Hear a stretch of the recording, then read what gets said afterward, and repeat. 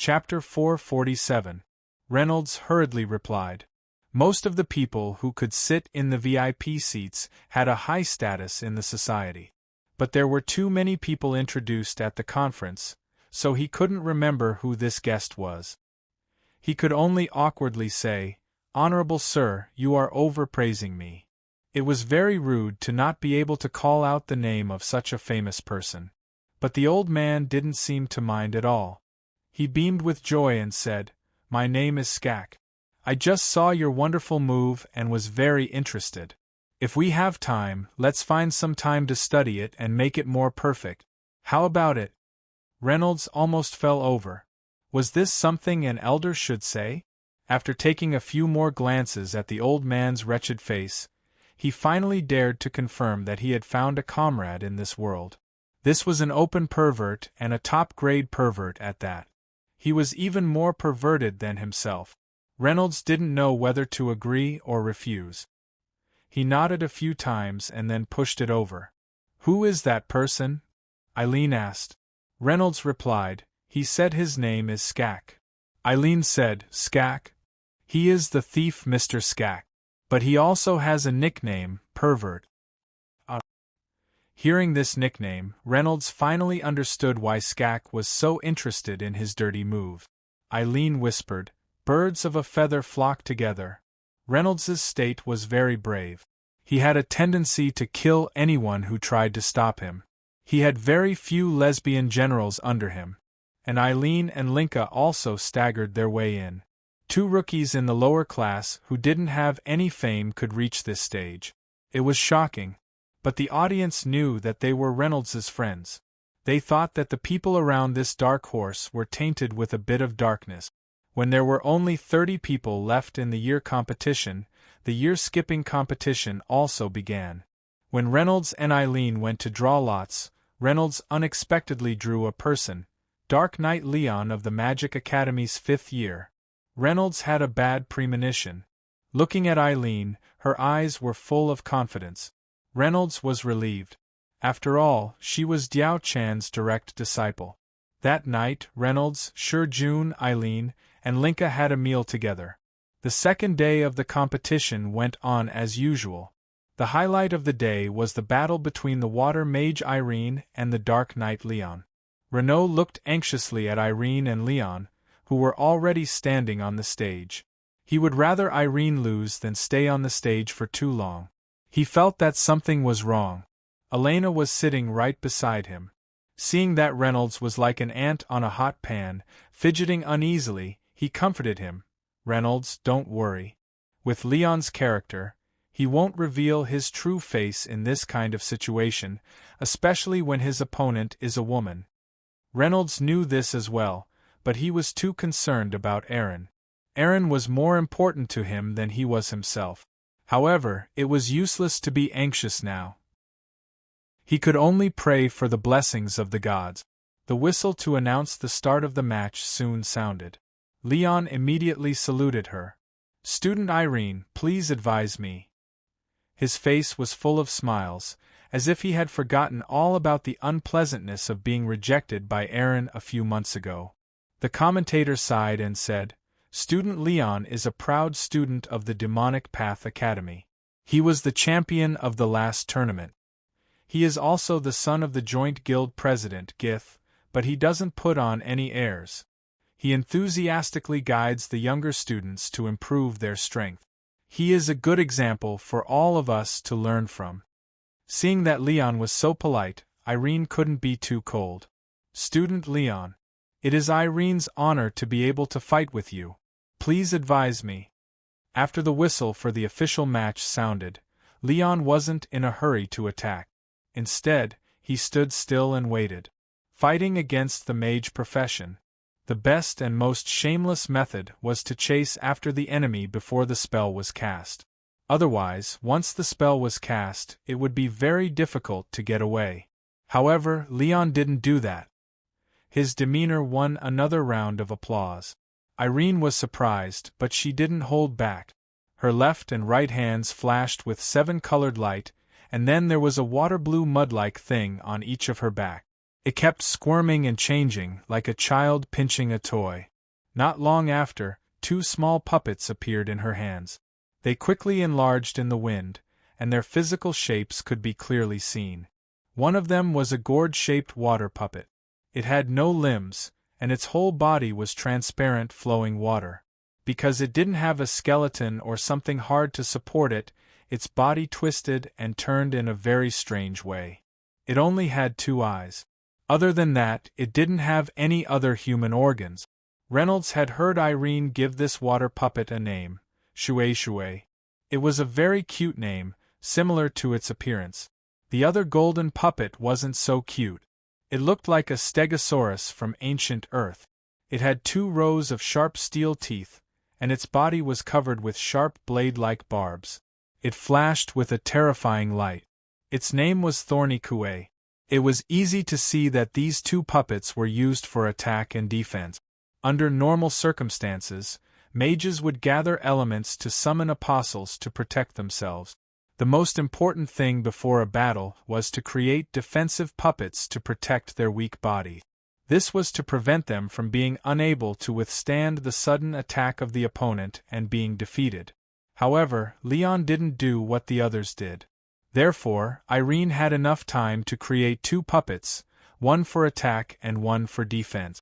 Of course, Shui Shui was loyal to her master to protect her at all times. Thorny Kue didn't attack either.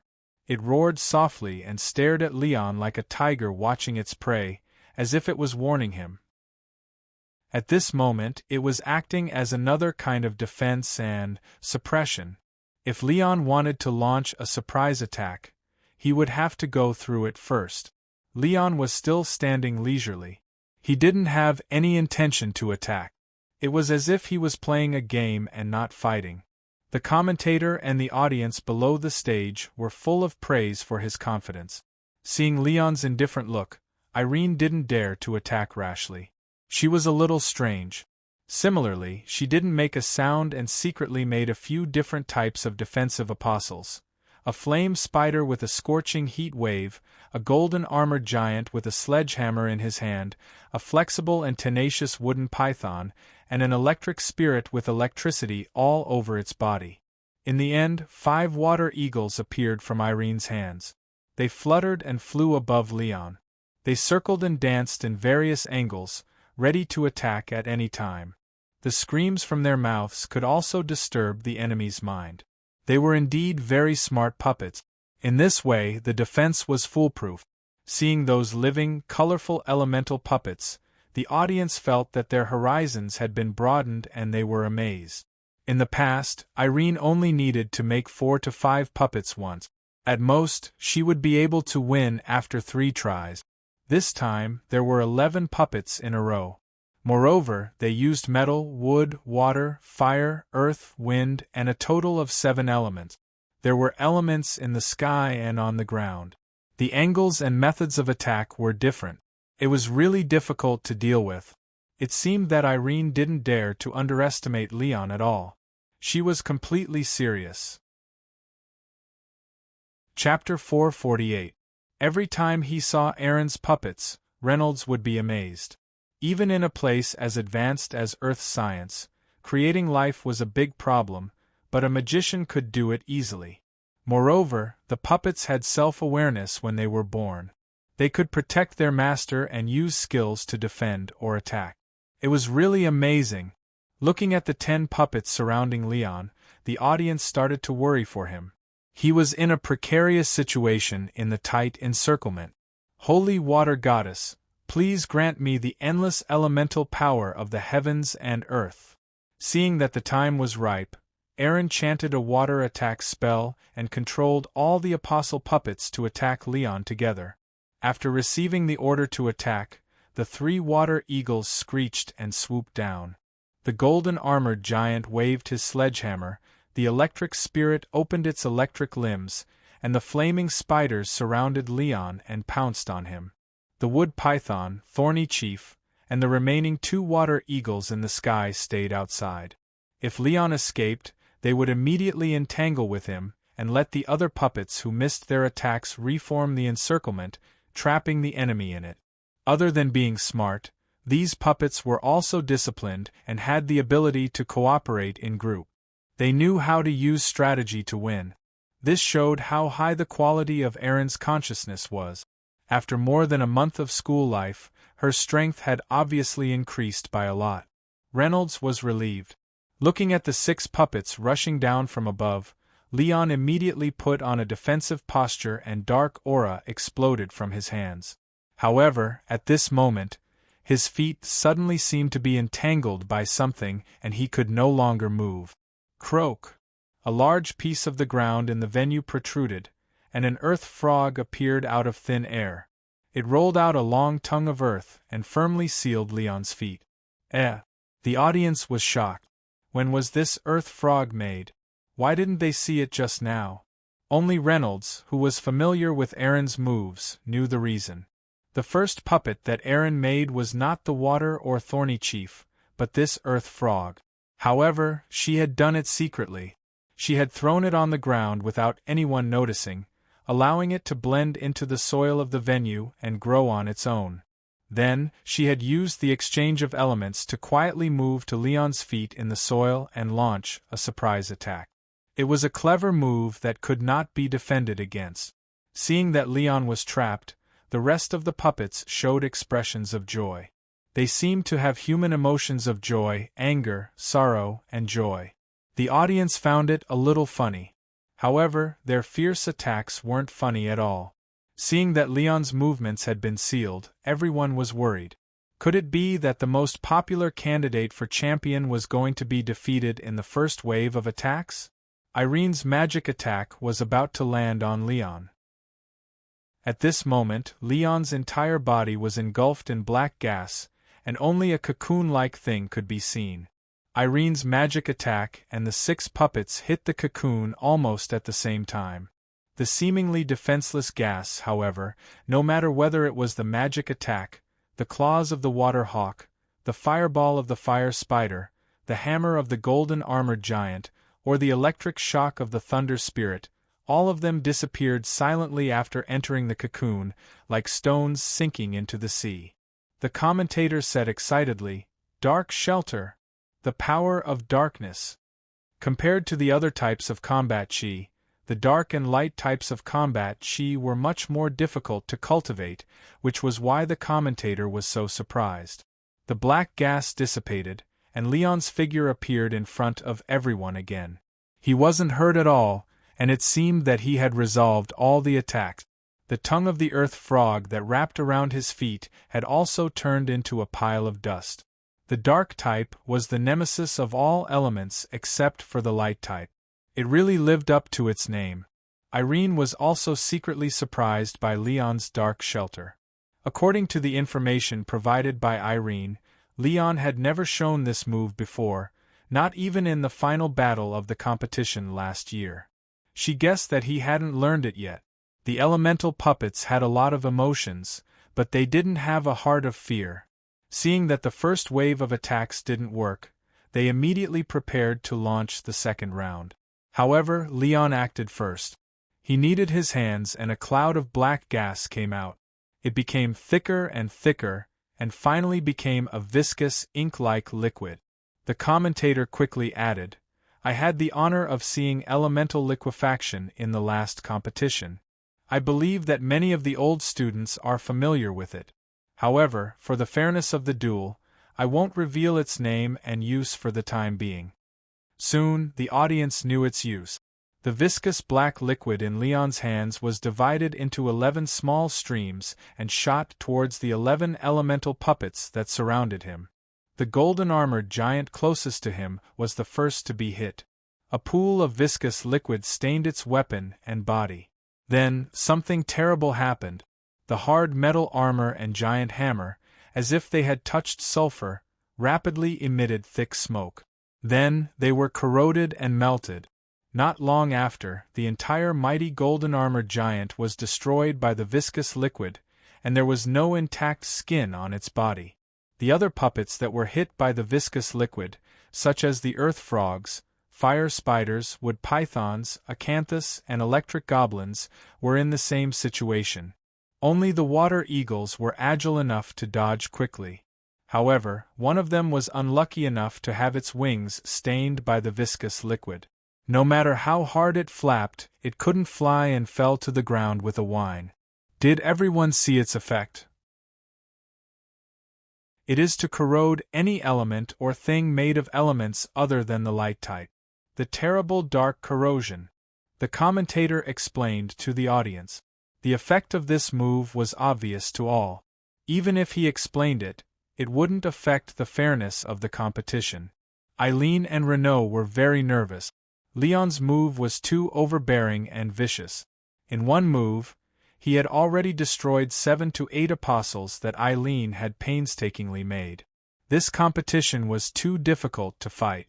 The chances of winning were not optimistic. Eileen's expression changed, but quickly returned to normal. She calmly released a group of wind bees. These miniature puppets were small and agile. Even the dark corrosion would be difficult to hit. Moreover, it required less spiritual power. In the previous battles, Eileen had already cultivated a good psychological quality. More importantly, she urgently wanted to prove in front of Lin Tian that she was already a strong person. She didn't disappoint Renaud, who entrusted her to Jiao Chan. Leon wanted to take the opportunity to pursue, but his foot tripped and he almost fell. When he steadied himself and looked over, it was the earth frog that had merged with the ground of the venue. This was the second time he had been ambushed by the elusive earth frog. Leon couldn't understand. Normally, elemental puppets would collapse after being damaged to a certain extent. That earth frog was the closest to him. It should have been the most severely damaged by the dark corrosion. However, it was completely fine and vigorous. What was going on? Chapter 449. Leon was shocked to find that not only the earth frog, but the other puppets that had been damaged by his dark corrosion were also rapidly repairing themselves. The most shocking thing was that the fire spider, which had lost its 3 legs, had regrown its limbs and once again surrounded Leon. The commentator shouted, "I know! This is a high-level water magic, water god's power. It can heal and restore all damage and corrosion.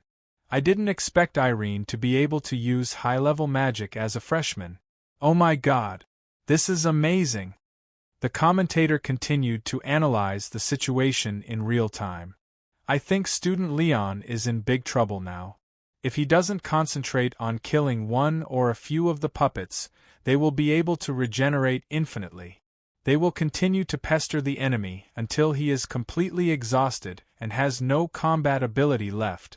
However, if he only deals with one or a few puppets, how will he deal with the other puppets' attacks?"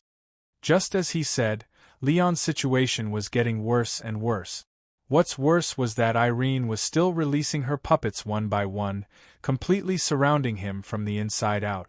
He could dodge a dozen, but he couldn't dodge dozens. Even if Leon could use the light body technique to dodge the encirclement, he couldn't attack the puppet master Irene in time and was immediately entangled. Then the other puppets surged in and drowned him in an instant. So the only thing Leon could do was to release the dark body defense Dochi again and again to defend himself. He had no power to fight back in the storm.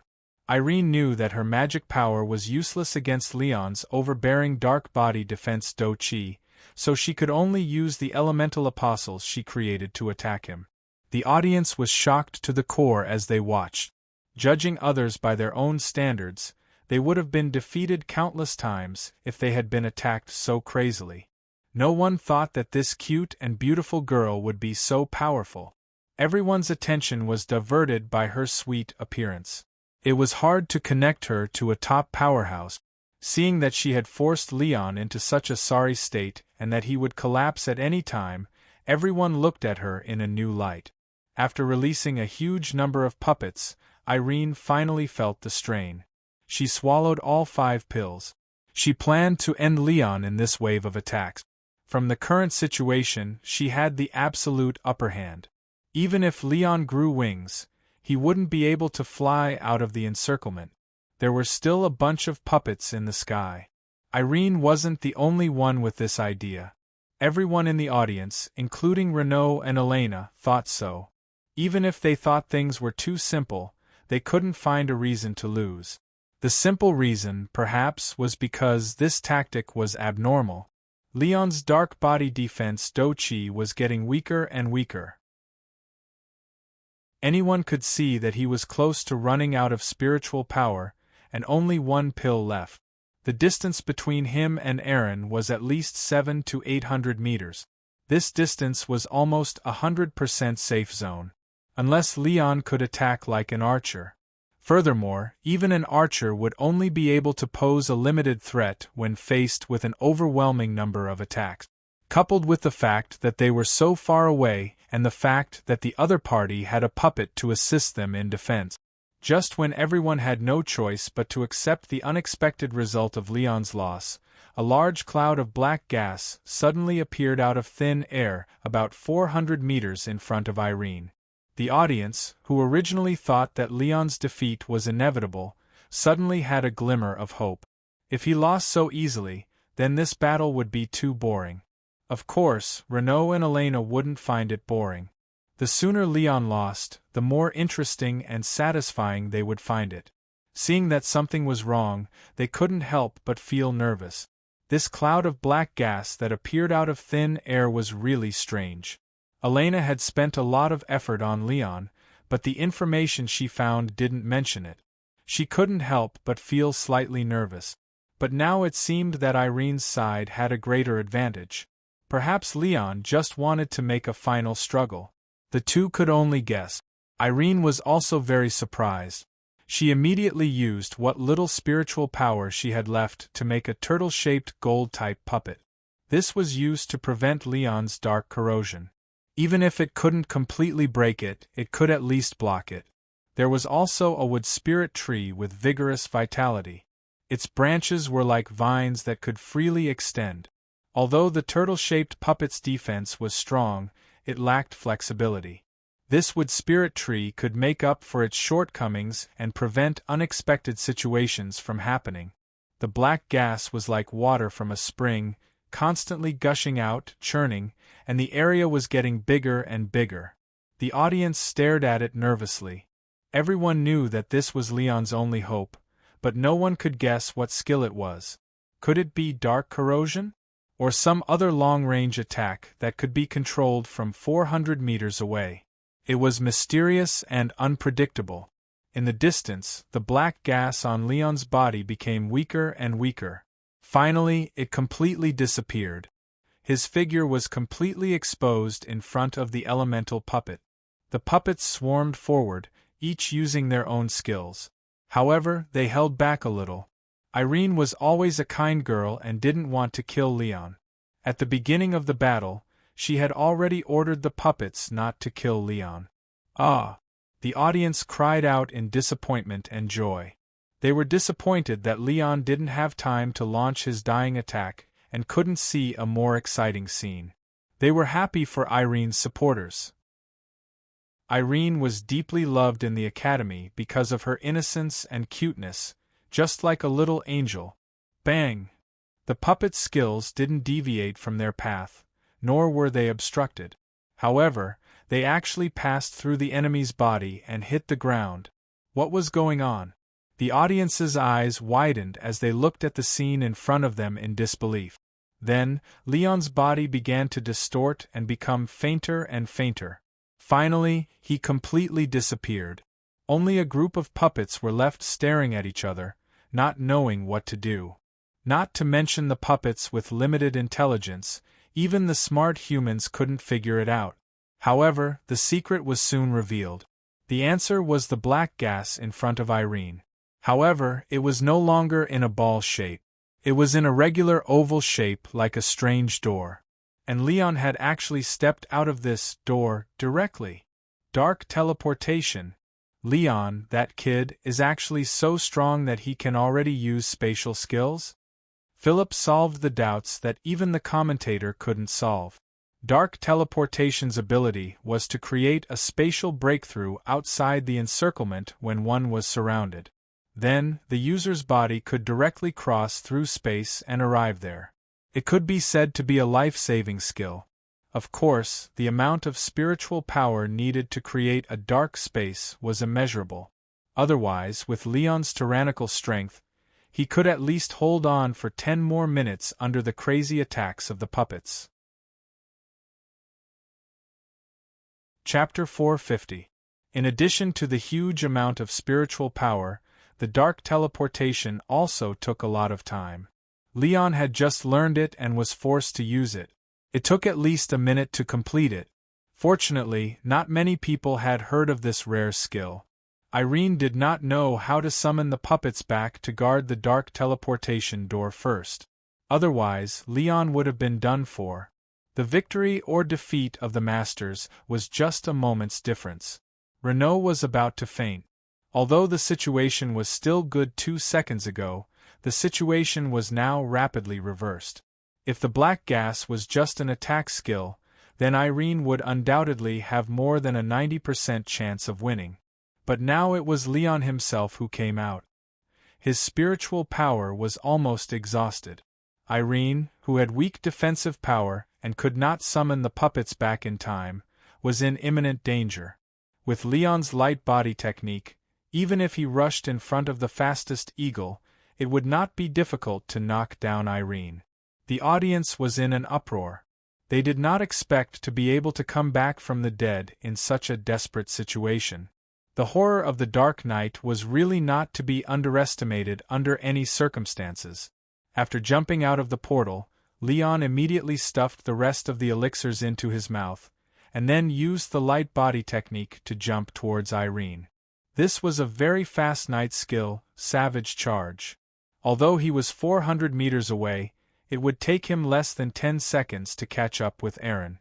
At this time, the wood spirit tree actually used its branches to roll Irene back and threw her far away.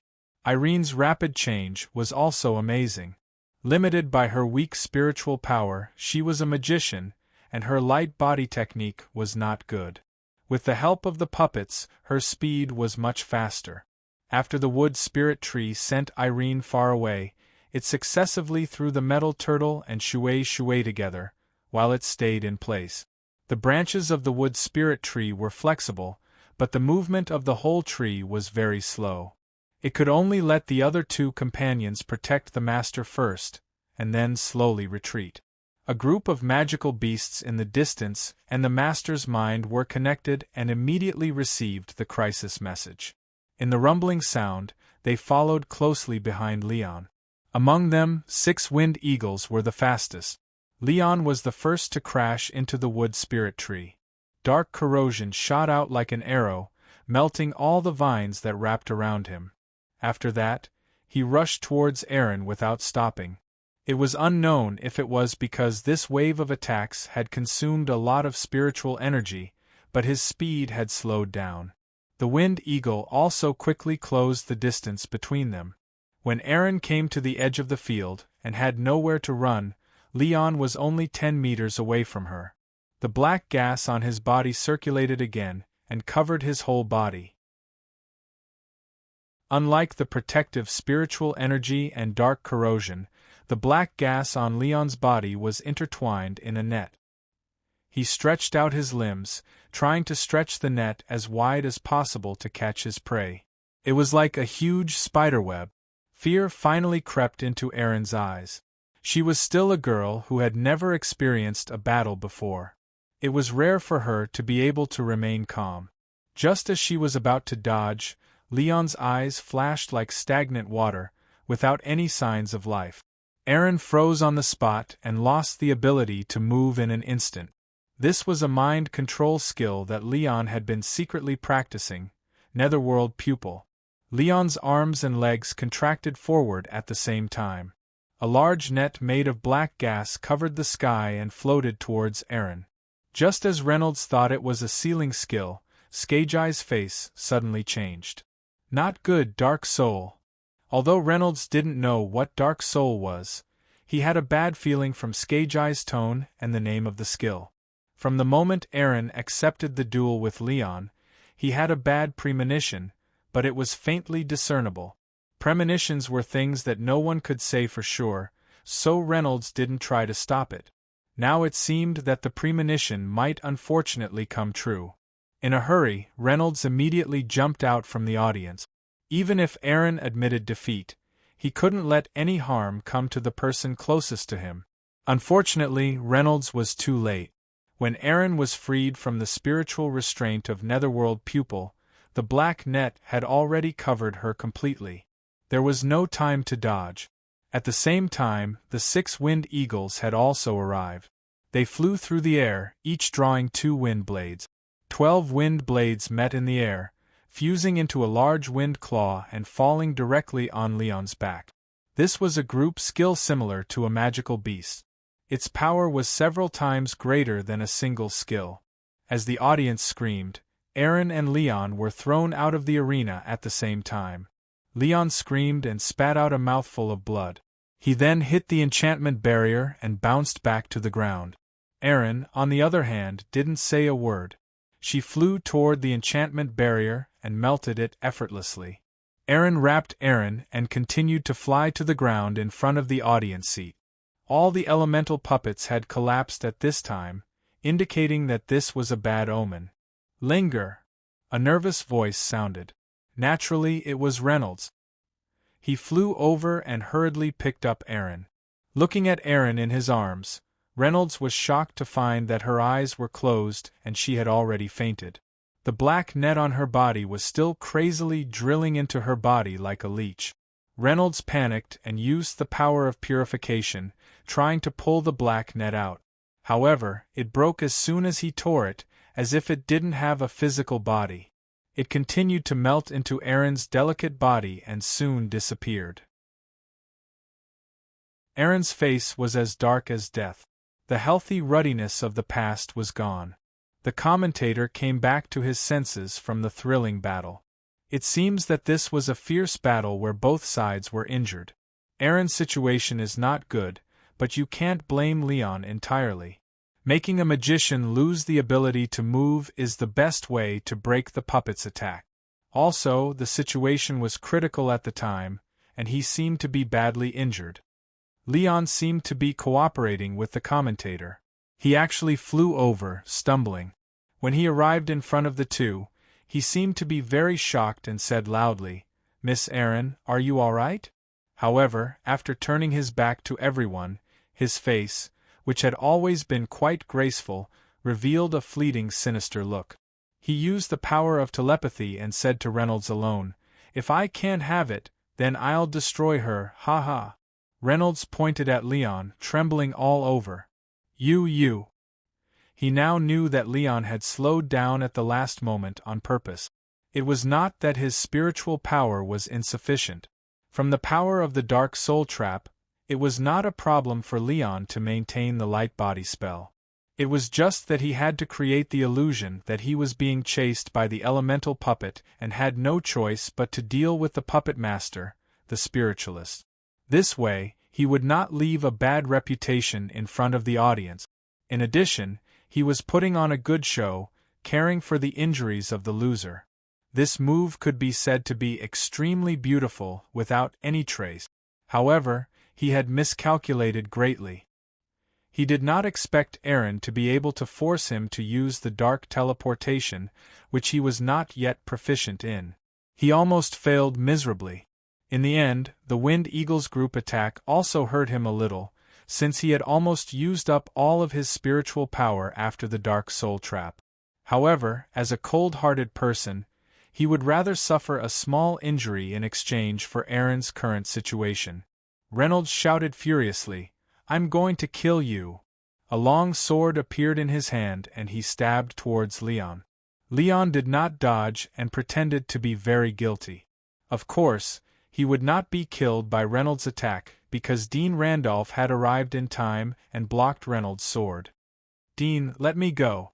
Reynolds' eyes were red. He began to gather his spiritual power and was ready to kill Leon. However, Randolph's hands were unusually strong. He was tightly bound and could not move at all. "Reynolds, calm down. This is not a competition. Go and treat your girlfriend first."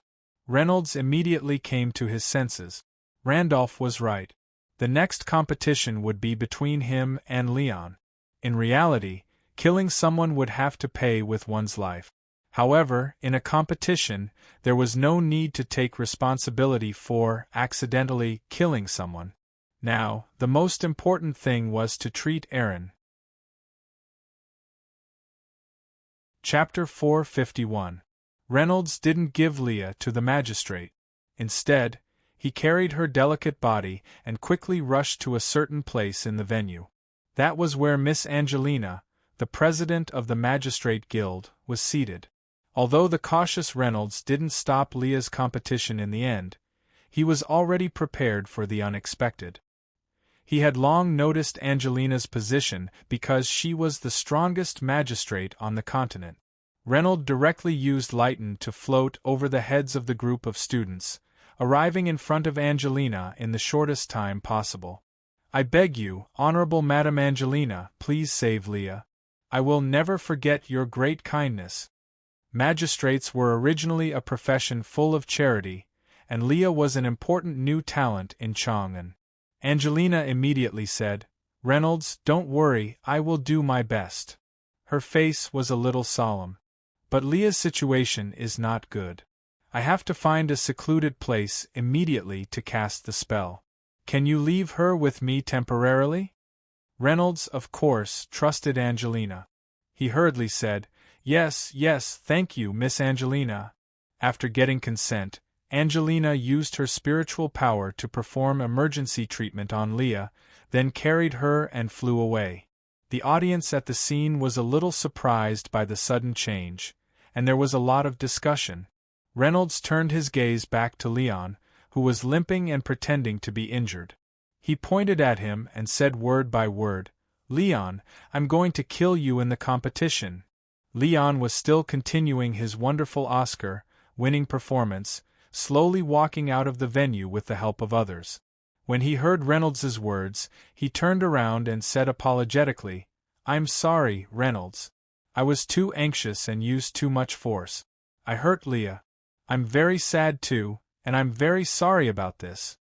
Everyone was also deceived by Leon's realistic acting, and they all tried to persuade him. "Reynolds, I don't think Senior Leon did it on purpose. Look, he's also injured quite badly." "Shut up," Reynolds said coldly. "If anyone pokes their nose into other people's business, I'll kill you first." Everyone suddenly fell silent, afraid of getting into trouble. According to Reynolds's personality, he was definitely someone who would do what he said. Leon thought for a moment and said, "Since Student Reynolds is angry, I have no choice. I can only not use my full strength in the competition. Just take it as letting Reynolds vent his anger and expressing my sincere apology to Leah." The time was 3 days later, the last round of the year skipping competition.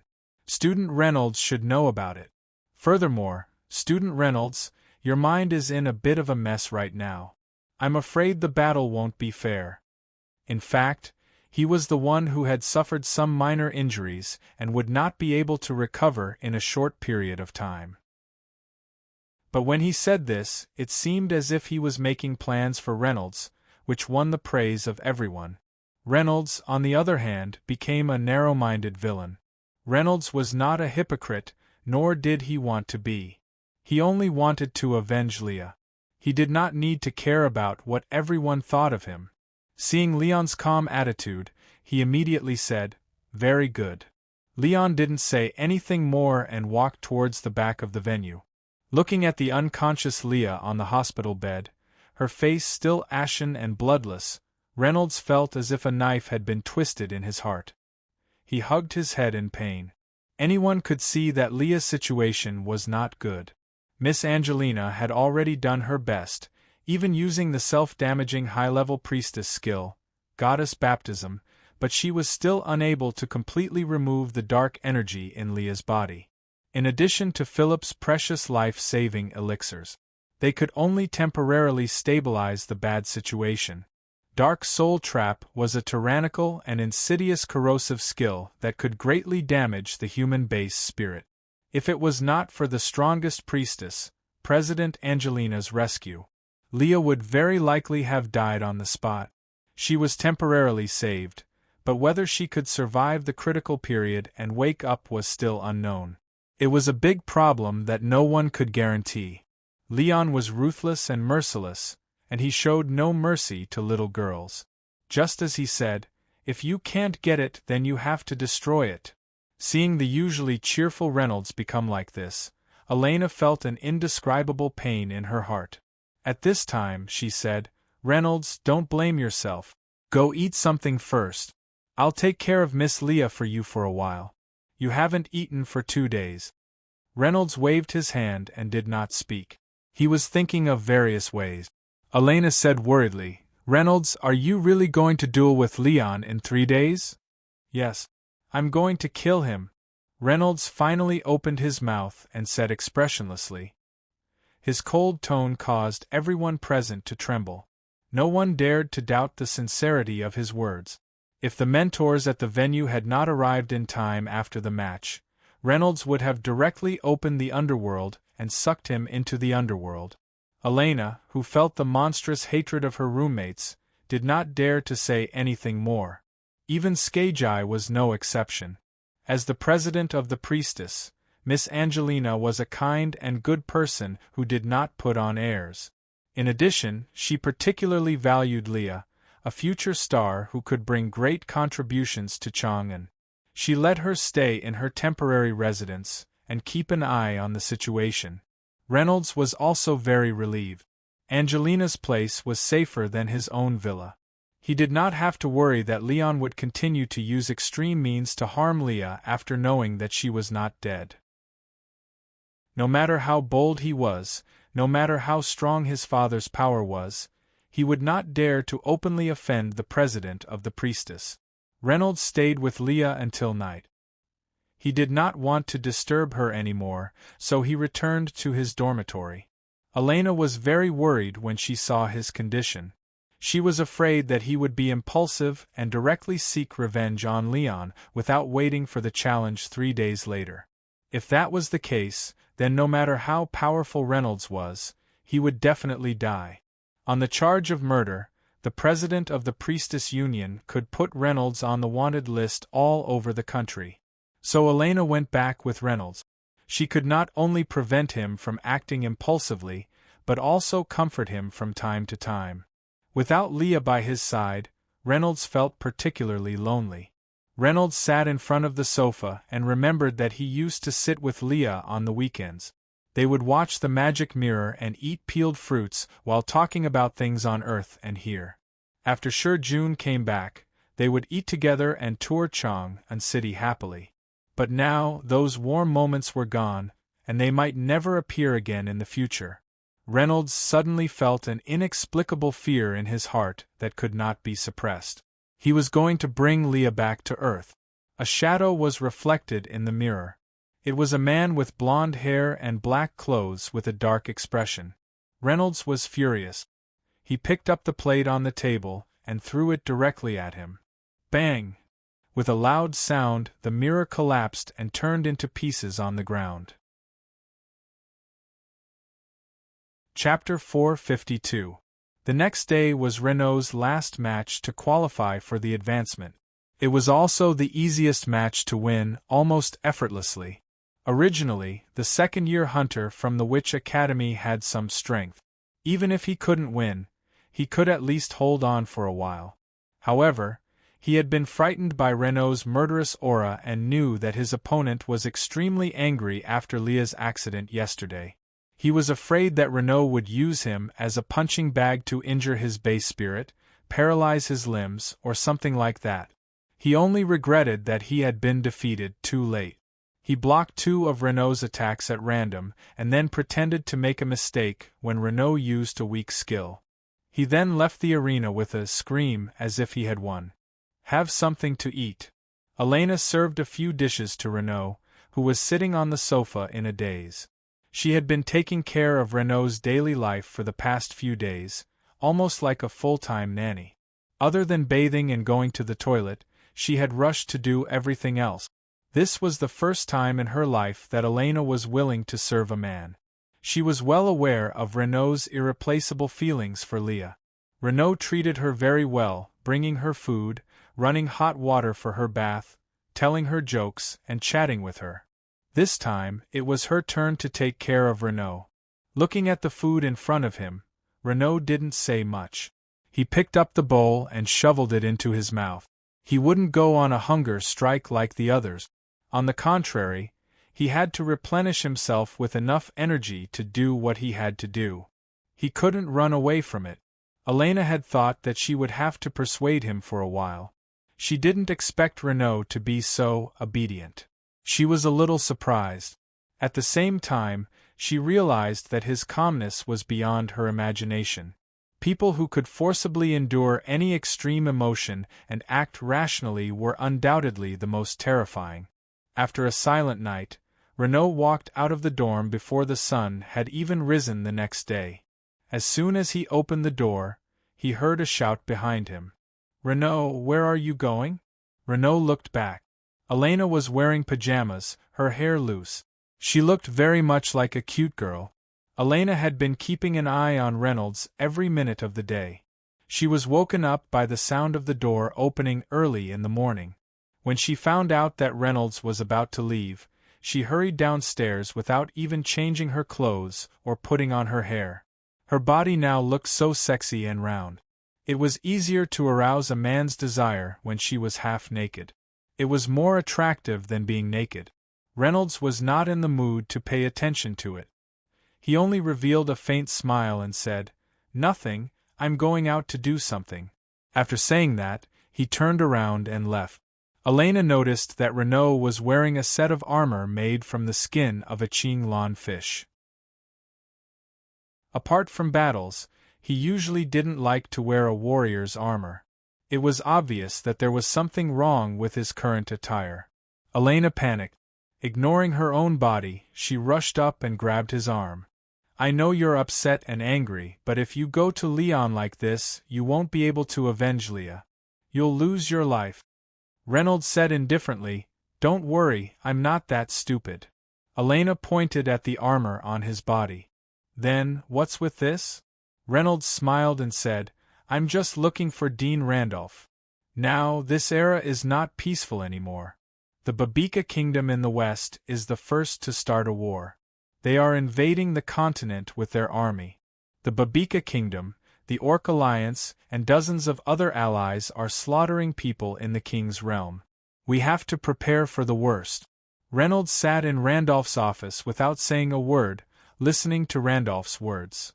"As for how to return to your world, I don't know," Randolph said regretfully.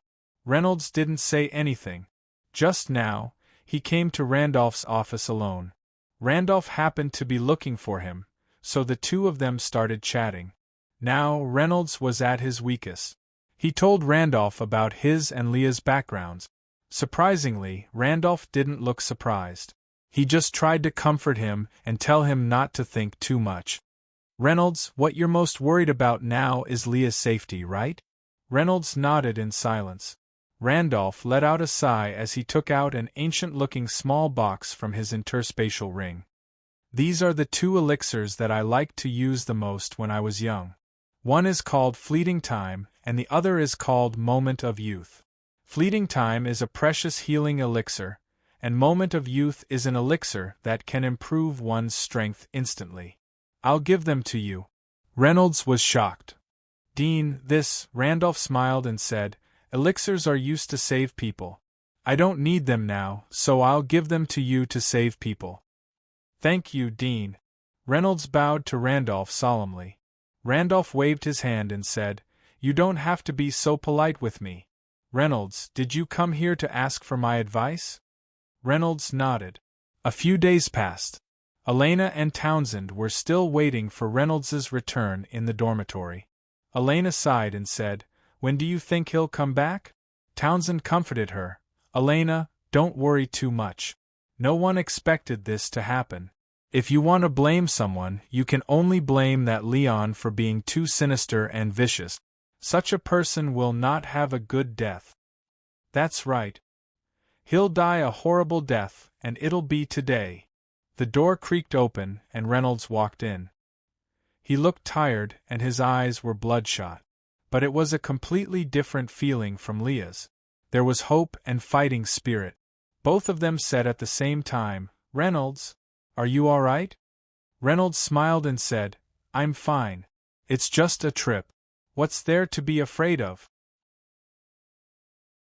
It was the first time he smiled in the past 2 days. Elena used to think that his smile was despicable, but now she felt that it was indescribably cute. He took out 2 bottles and a piece of paper from his dimensional orb and said, "Miss Elena, please take the Earth Dragon carriage to Miss Angelina's place and feed Leah the elixir in this bottle."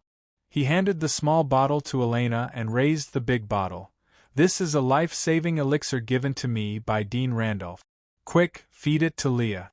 Remember, feed her the elixir in the small bottle first, and then the big bottle." Elena nodded and took the bottle. She then thought of something and said, "Reynolds, can't you apply the medicine for Leah yourself?" Reynolds shook his head. "Not now. I'll leave it to you. I have something else to do." Townsend could not help but ask, "What is it?" He could not understand what could be more important than Leah at a time like this. Reynolds's smile disappeared, "Because I have to make sure that Leon dies a horrible death." It was only then that Elena and Townsend realized that it was the 4th day since Leah was attacked. It was also the day when the battle between Reynolds and Leon would begin. Chapter 453. It's him. Roger was shocked, but after what happened last night, he quickly calmed down. Then, he pretended to be sleepy, got out of bed, and opened the door. The door was half open. Roger rubbed his eyes. He pretended to be sleepy, but his eyes were looking at the man in front of him through the gaps between his fingers. "The weather changed a little last night. I think there might be a storm soon," the man in front of him said slowly, as if he was testing something. "At night," Roger muttered casually, but there was no flaw in his expression. "Don't worry, sir. I've already fixed the wooden house. There shouldn't be any problems." Roger blocked the door with his body and answered. The man nodded and didn't seem to intend to pursue the matter. "Pay more attention." He pulled a broken piece of net from his shoulder. "You can't always eat dry food. You can try your luck nearby and see if you can catch fish." Hearing this, Roger was shocked. He suddenly realized that although he was lucky enough to get away last night, the footprints he left on the beach after going ashore were very clear. If he wanted to check, "What's wrong?" Although he tried his best to hide it, Roger's expression still showed some abnormality, which was noticed by the man in front of him. "Oh, nothing. I've never done such a thing before." Roger pretended to be depressed. The expression on the man's face changed slightly, and there seemed to be a flash of pity in his eyes. From his point of view, the thin boy in front of him could barely be considered a child. Maybe he was overthinking it. "If there's anything you don't understand, you can ask me. If you have time, I might be able to guide you." The man left these words. Before he left, he hesitated for a moment and said, "You don't have to call me sir. You can call me Count." Roger watched the man named Count leave. Although he knew the man's name, the relationship between the two seemed to have become more harmonious. However, not only did he not feel relaxed, but his heart was heavy because what he saw last night had overturned his previous worldview. There really are monsters in this world. Maybe there are also extraordinary powers. He didn't have time to eat. He changed his clothes and ran to the beach as fast as he could. However, when he arrived at the beach, Roger found that the rising tide last night had cleaned up the traces on the shore. When he got close to the island, the traces were no longer very obvious. Did he find out? Roger was also confused about this. Let's take it one step at a time. Right now, the most important thing is to improve my own strength. Only when I have the strength to protect myself will I have time to consider other things. He was shocked by his sudden burst of killing intent last night. No matter what, this man had saved him, but at that time, when he was faced with a possible danger, he did not hesitate to choose to meet force with force. Based on Roger's past personality, this was truly inconceivable. Could it be that the original owner of this body was an extreme fellow? Shaking his head, he drove the messy thoughts out of his mind. Since he had come to the seaside, he would try to fish in the water. The result was needless to say. Nothing was found. After leaving the seaside, Roger began to explore the entire island again. He had already used up all the herbs he had collected the first time. If he wanted to train, he would have to remix them. Most of the morning passed, and the hungry Roger returned to the cabin. This time, his luck was not so good, and the harvest was very limited. After a simple lunch, he rested for a while, and then tried to train himself. Pain, numbness, and the huge reaction of his body made it difficult for him to calm down. Not to mention maintaining the rhythm of his breathing, even his movements were distorted. After working hard for 2 hours, except for mental exhaustion and physical soreness, Roger felt that he had little effect. However, he did not plan to completely give up. After taking the concentration potion, the improvement was indeed great, but he did not want to neglect the accumulation and training. If he could complete this set of training in a normal state, it would also be a huge improvement to his own will. After a short rest, Roger dragged his tired body and continued to search. He did not return to the cabin until the sky was slightly dark. The island was not large, and there were not many areas that he could explore. For the whole day, he almost swept the entire island and barely managed to gather the ingredients for a potion.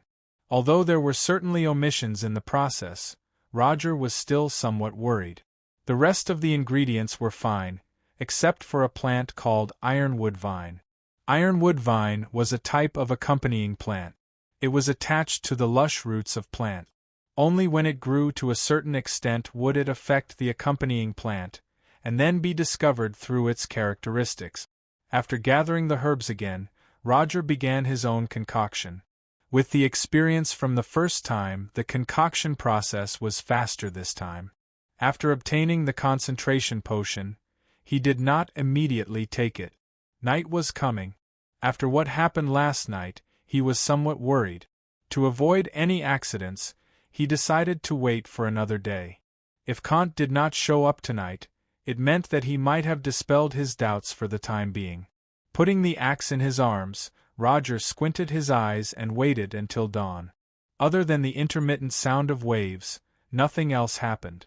For the next few days, life became monotonous and repetitive.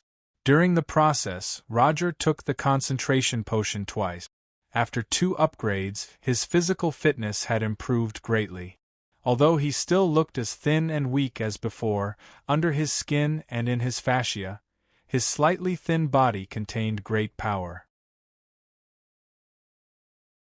Although he was still not as strong as Kant, he was much stronger than ordinary people who did not train. Collecting herbs became more and more difficult. While taking the concentration potion, he took the opportunity to memorize the basic combat skills in the book. When he was alone, he would secretly train. Other than eating, resting, and looking for herbs, he spent the rest of his time on it. After several attempts, Roger learned something. He was able to catch some fish with a fishing net. With the intake of protein, his originally shriveled body became slightly fuller. Just like that, a week passed without him noticing. It had been 10 days since Roger arrived on the island. During this time, Kant did not come even once. Roger naturally had nothing to do, and it was impossible for him to take the initiative to look for him. That day, after dinner, Roger closed the door and climbed into bed early. Outside the window, the sea breeze whistled. Faint flashes of lightning could be seen in the thick clouds. The storm is coming again. Crackle, crackle. Strong winds and heavy rains came whistling. Roger curled up under the blanket, feeling like a small boat floating in the sea. It reminded him of the first day he came to this world. However, that day, the rain was heavier and the wind was stronger. Rumble, lightning flashed, and thunder rumbled. At that moment, a bolt of lightning streaked across the night sky. Roger's eyes flashed past the window. The lightning illuminated the window as if it was daytime. In an instant, he saw a ferocious face appear outside the house.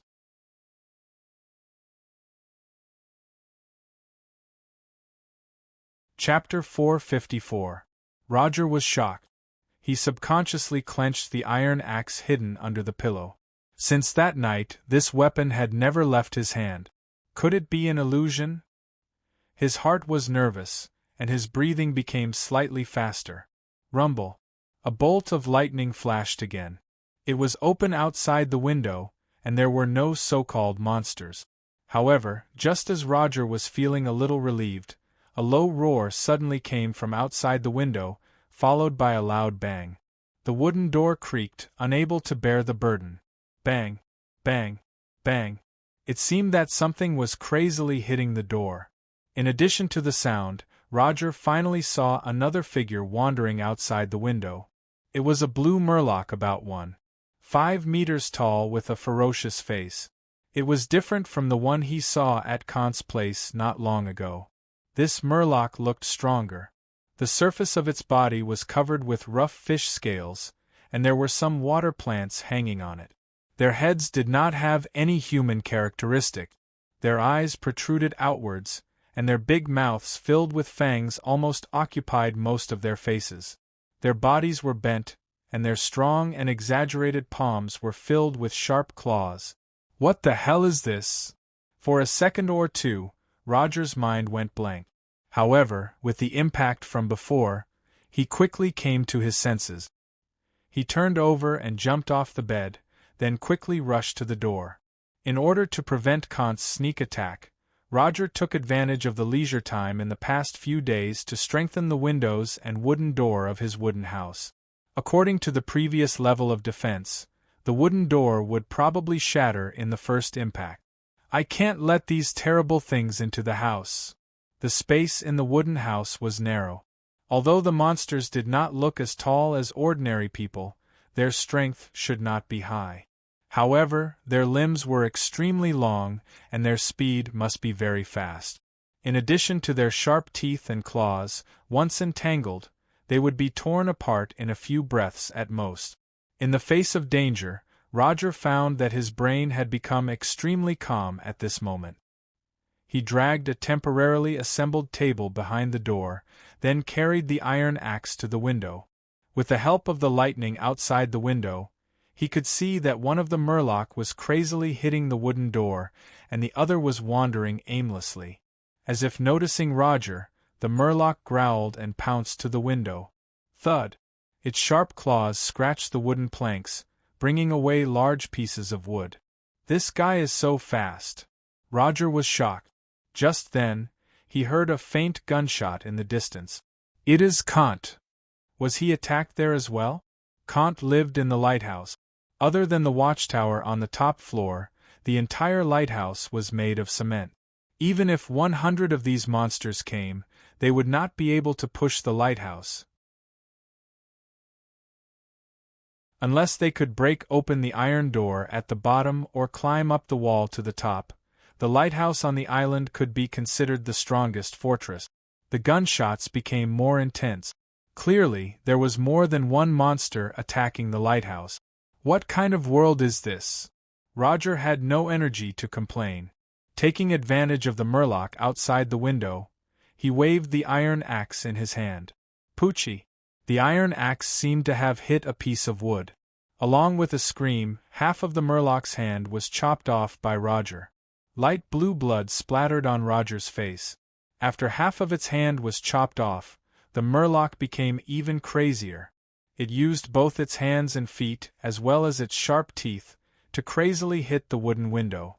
Roger's reinforcement of the window was obviously not as good as the wooden door. Under the murloc's frenzied attack, a gap was quickly opened. The murloc roared and forced its way in through the gap. The first thing to get in was half of its body and one of its arms. It opened its bloody mouth, and waves of stench came from its mouth. Its jaws opened and closed as it crazily bit. Roger took half a step back. He felt that his heart was about to jump out of his chest. In at most 3 seconds, the murloc would completely destroy the window and force its way into the room. Then, another one would follow. Roger's scalp went numb. His eyes were instantly bloodshot. At this moment, his hesitation and timidity completely disappeared. The desire to survive overwhelmed all fear. He raised the iron axe in his hand and poured all of his strength, which had been strengthened 3 times, into it. Whoosh! He aimed at the murloc's neck and fiercely chopped it. The iron axe shattered the fish's scales and cut off its muscles and nerve. Roger's all-out attack only seriously injured the murloc, but it did not kill it. Blood splattered everywhere. The murloc that was on the verge of death became even crazier. Roger did not retreat. He pulled out the iron axe and chopped it down again. 1 axe, 2 axes, 3 axes. He numbly waved the weapon in his hand. After an unknown period of time, a ferocious head fell from the neck. Blood like a fountain rushed to Roger's face. Without its head, the monster was naturally dead. But Roger did not seem to feel it. He was still chopping mechanically until the headless body was badly mutilated. Roger suddenly came back to his senses. Intense fatigue suddenly surged up. His hands were torn, and his arms were somewhat weak because he had used too much strength. But before he could take a breath, a loud noise came from the edge of the door frame. Then, the door was broken, and another murloc broke in. Fuck! Roger only had time to curse in a low voice. Then, he lifted the iron axe in his hand and jumped into the study next door. With his current physical condition, it was obviously not a wise move to fight the murloc head-on. Roger rolled on the ground and then rushed to the corner next to the door. He held the iron axe in his hand, but his attention was completely focused on the outside. 1, 2, 3. He silently counted until he heard the murloc's heavy footsteps in the room. Then there was a crisp crack. A piece of the floorboard in the study was suddenly lifted up and slapped out at an extremely fast speed. Now! His mind was extremely calm at this moment. Roger took a deep breath and then rushed out. When he rushed out of the study, he saw a murloc being hit by a piece of floorboard. Its body staggered backward. At this time, the murloc obviously noticed Roger, but it was in the middle of the impact and could not react for a while. Facing a monster head-on, Roger was so scared that his legs turned to jelly. But at this time, he had no way to retreat. He could only grit his teeth and rush forward. Borrowing the force of rushing forward and the impact of the floorboard, Roger jumped up. He raised the iron axe in his hand high and chopped down hard on the murloc's head. Crack! The huge counterattack almost made the iron axe fall out of his hand. He lost his aim and did not chop the murloc's neck. Although the murloc was seriously injured, it still had the strength to fight back. At this critical moment, Roger abandoned the iron axe in his hand and jumped away crazily. Swish! A burning pain came from his back. Roger rolled over and threw himself out. At this time, the fishman had already stood up shakily with the iron axe stuck in his head. Roger rolled and dodged the murloc's attack. He took out a thick wooden stick and took advantage of the gap between the murloc's attack. He swung the wooden stick and smashed it on the back of the axe. Go to hell! Crack! The blade of the axe followed the crack that was created before.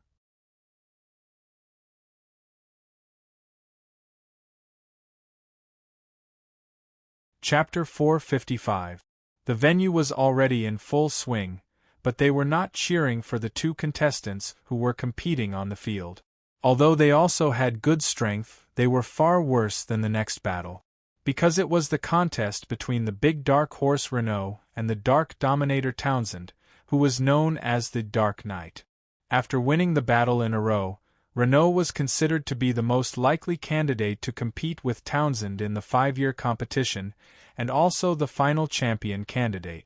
Originally, people thought that the battle between the two was likely to appear at the last moment, but things had changed dramatically due to the Lin Ling incident 3 days ago, and the battle between the dragon and the tiger was actually staged in advance. Although this was only a cross-grade competition, people thought that the degree of desperation would certainly not be less than the finals. Lin Ling had not yet woken up, and this matter had already spread to the ears of everyone in the two academies. Judging from Renault's character and his extreme love for Lin Ling, he would absolutely not let this matter go. There was still one more match before it was his turn. Renault sat calmly in the audience. The excitement and anger from that day had all disappeared. However, Yi and Cosmo beside him felt that he was more dangerous than usual at this moment, like a hungry wolf quietly hunting, waiting for the prey to appear. The degree of bloodthirstiness and ferocity would certainly be beyond the imagination of ordinary people.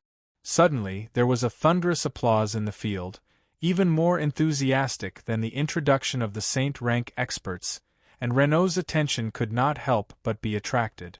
Following the gaze of the crowd, a middle-aged man, escorted by several magic warriors, strode out from the entrance of the VIP seats. His square face was flat. His bearing was imposing, his steps were heavy and powerful, extremely imposing, and his eyes were bright. There was a sense of disdain for the world, but the mustache above his lips destroyed the overall image, giving him a sense of treachery. Of course, in the king's mainland, this kind of man was considered to be very elegant and charming. Unfortunately, in Renault's world, this kind of sanctimonious person was mostly ambitious and ruthless people who would do anything to achieve their goals. Their domineering yet slightly cold aura was a reflection of the depths of their hearts.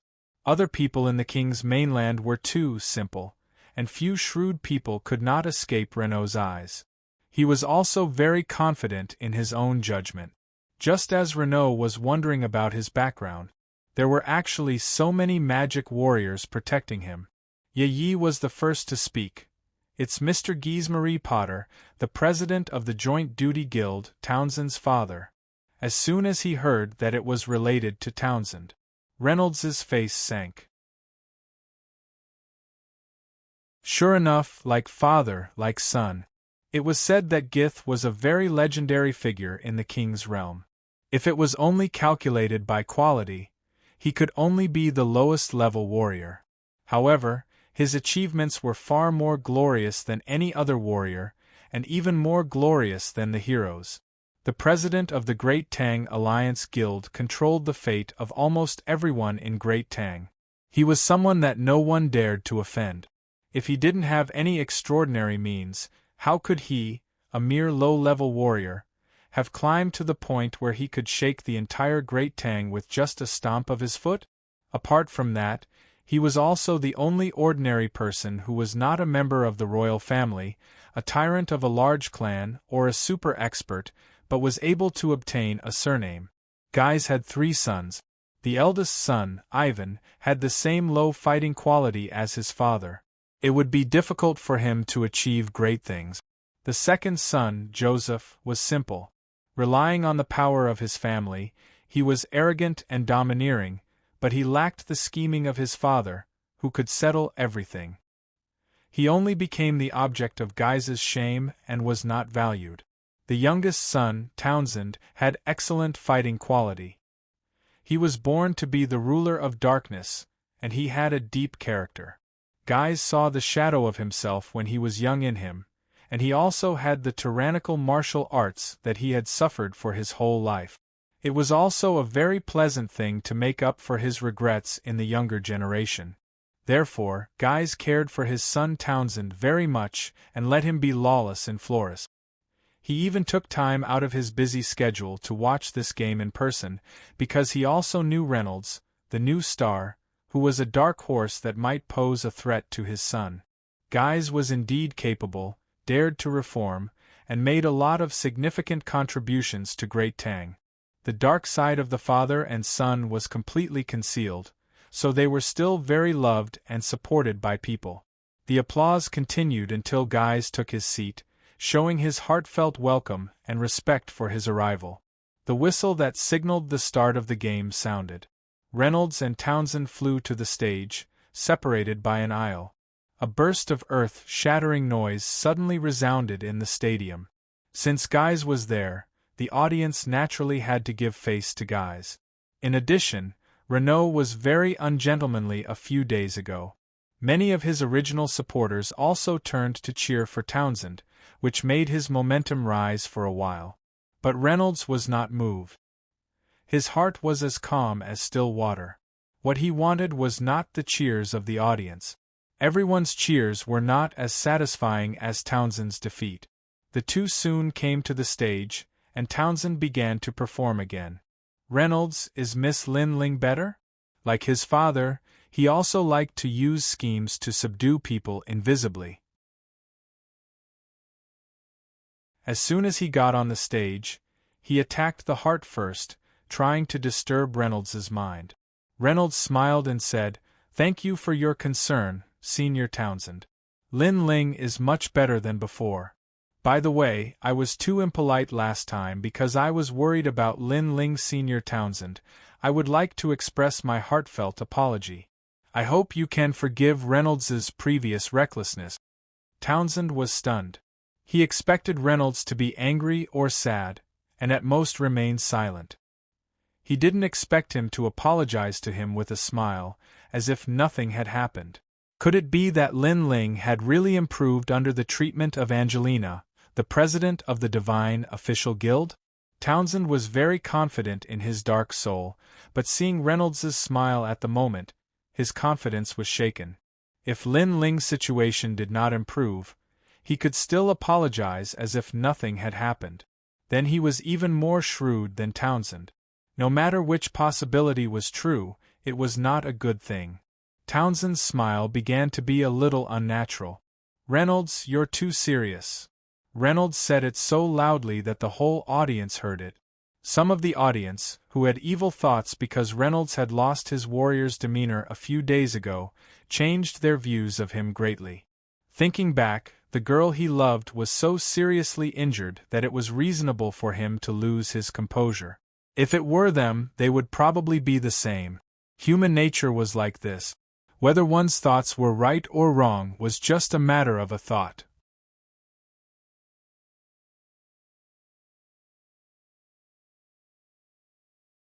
Chapter 456. After hearing Reynolds's words, Guys, who was originally expressionless, was surprised. To some extent, his thoughts were exactly the same as his son, Townsend. He had heard about Lin Ling's matter long ago, so he expected Reynolds's reaction to be the same as Townsend's. However, he did not expect his son's opponent to be so generous. Guys was an old fox. He immediately felt that Reynolds was not simple. He had heard that this dark horse was very strange, but he didn't care at that time. Now it seemed that the rumors were true. Strength was not the most terrible thing, but the brain was more terrible. Guys, who climbed to the position of the president of the Joint Professional Guild with his brain, certainly understood this the most.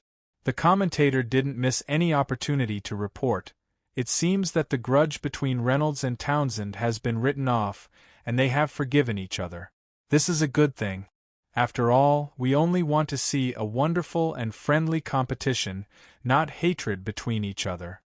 This coquettish commentator had a good impression of Reynolds, but he didn't want to offend Guys. It was naturally best to see the two get along peacefully and happily. At the same time, the whistle to officially start the game sounded. Townsend was still very gentlemanly. "Reynolds, please." As a senior, he was certainly embarrassed to attack first. That would be considered as bullying a junior student. And he really didn't know what Reynolds was up to, so it was best to wait and see. Reynolds was also not polite. "Well, Senior Townsend, then be careful." After that, he immediately flew forward, and with a shake of his hand, an ice axe chopped at Townsend. No matter how graceful Townsend was, he couldn't stand still and let others chop at him. Black gas came out of his hand, and immediately an oval shield appeared. This was the elemental shield of the Dark System. If it weren't for the fact that Lin Ling summoned so many puppets to attack from all directions, the elemental shield would be enough to resist. The protective Do-Chi consumed too much spiritual power, so it was not cost-effective. Without any accident, the ice shield melted immediately when it touched the dark shield. What was unexpected was Reynolds's next move. The 3 fire blades in his left hand immediately flew out, and his right hand changed into a long ice whip. It was as if Reynolds was having fun or had given up on himself. His skills were not weak, but they were not strong either. Yuji could see this. She was a little puzzled. Could it be that Reynolds was considering some kind of tactic? Townsend also felt a little strange. As a spectator, of course, he knew that Renault was definitely not weak. But why did it seem like he didn't know anything today? Could it be a smokescreen? You want me to let my guard down so that you can defeat me in one go? Townsend calmly placed the shield of darkness in front of him, waiting for the arrival of the fire blade. However, before the 5 curved flaming sabers collided with the shield of darkness, they deviated from their course as if they were alive and brushed past Townsend in an arc. Even someone as smart as Townsend was confused. What was going on? Was it a mistake? How could an expert make such a low-level mistake? Even the direction of his flying skill was wrong.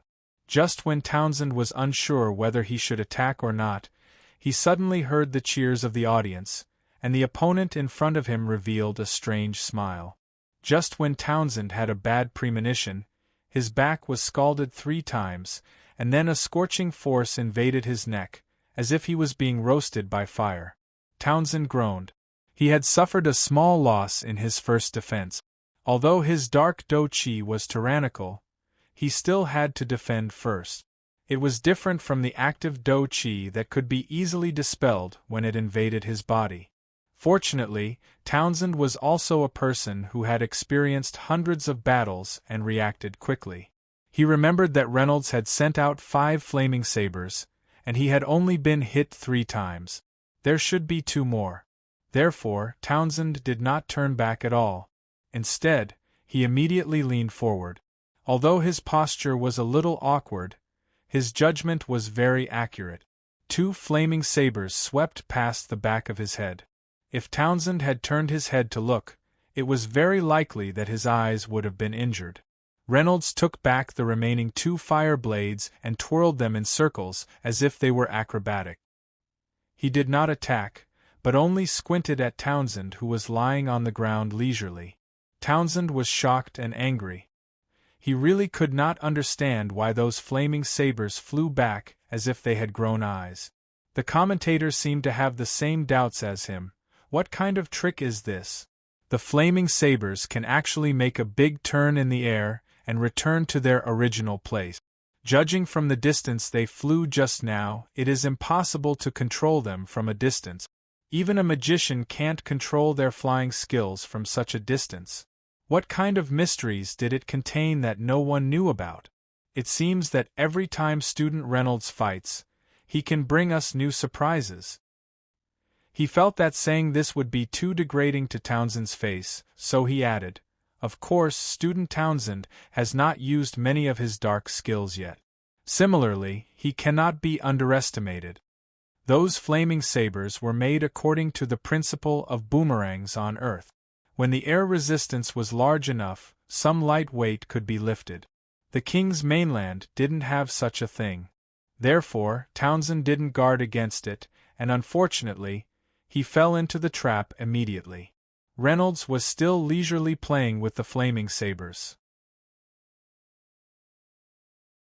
At the same time, he threw the ice whip in his right hand to the ground. This strange action was beyond everyone's expectations, but the next moment they were even more surprised. The ice whip did not stay still after it left Reynolds's hand. It actually turned into a long snake and crawled in front of Townsend.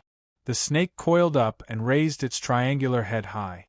It flicked its tongue and stared at the opponent with a pair of cold snake eyes, ready to attack at any time. Ice was hard. No one had thought that it could come to life in Reynolds's hands like the wood element. It was even more vigorous than the wood element. It was really too tricky and strange. In the past, people knew that Reynolds was famous for his use of spiritual power, but they did not expect him to reach the peak of perfection. He was close to the level of a hero, able to break through the restrictions of the element. Of course, this was not because Reynolds could create a puppet and give life to it like Lin Ling. In fact, it was just a kind of remote control skill. The snake was still a dead object. If it was still a whip, Reynolds could also control it, but in this form it could also bring a strong pressure to the enemy. Everyone knew that snakes did not attack when hunting, but once they attacked, they would be as fast as lightning. Although Townsend knew that it was done by spiritual power, he still did not dare to neglect the snake. It was because it was too realistic. The snake's head was still swaying from side to side, as if it was looking for a flaw in the prey. Without warning.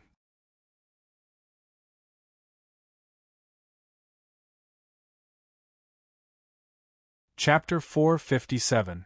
The snake head spat out its tongue and rushed down, opening its mouth wide to bite Townsend. If one was bitten by its teeth, there would be no venom, but the ice-fighting aura would invade one's body continuously. Townsend saw it clearly and immediately released the darkness shield, which was both offensive and defensive, to destroy it. Everyone knew that the snake head would stop abruptly when it was about to hit the darkness shield and immediately retract, resuming its previous hunting mode and patiently looking for the enemy's weakness. Just as Townsend retracted his shield, the snake head attacked again like lightning. It was too fast for Townsend to dodge, so he could only release the darkness shield again. At this time, the spirit snake stopped abruptly and retracted its head. The commentator first looked at Renault's goal. What a wonderful move! Renault's spirit snake seems to have a life of its own. Its hunting characteristics are similar to that of a snake's. If it misses, it will immediately give up and look for another opportunity. Many prey with strong defense are mentally and physically exhausted by this rogue and difficult trick, and eventually collapse and become food in the snake's stomach.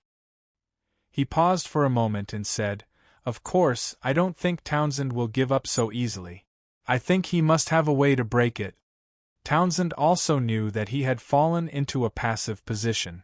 The best way to break the darkness dominator was not to forcefully attack, but to exhaust it. One was to attack from all directions, forcing him to use his protective fighting aura to defend his whole body, just like how Lin Ling surrounded him with countless puppets. Townsend could only fall into an absolute disadvantage. If he had not learned the half-baked darkness teleportation, he would have been defeated. However, to launch a storm-like attack with a low consumption of spiritual power, probably only a spirit envoys could do it. In addition to launching attacks from multiple angles, another way was to use realistic fake attacks to force the enemy to defend without consuming any spiritual power, just like what Renault was doing now. The weakness of the darkness shield's super strong defense but its inability to materialize was revealed.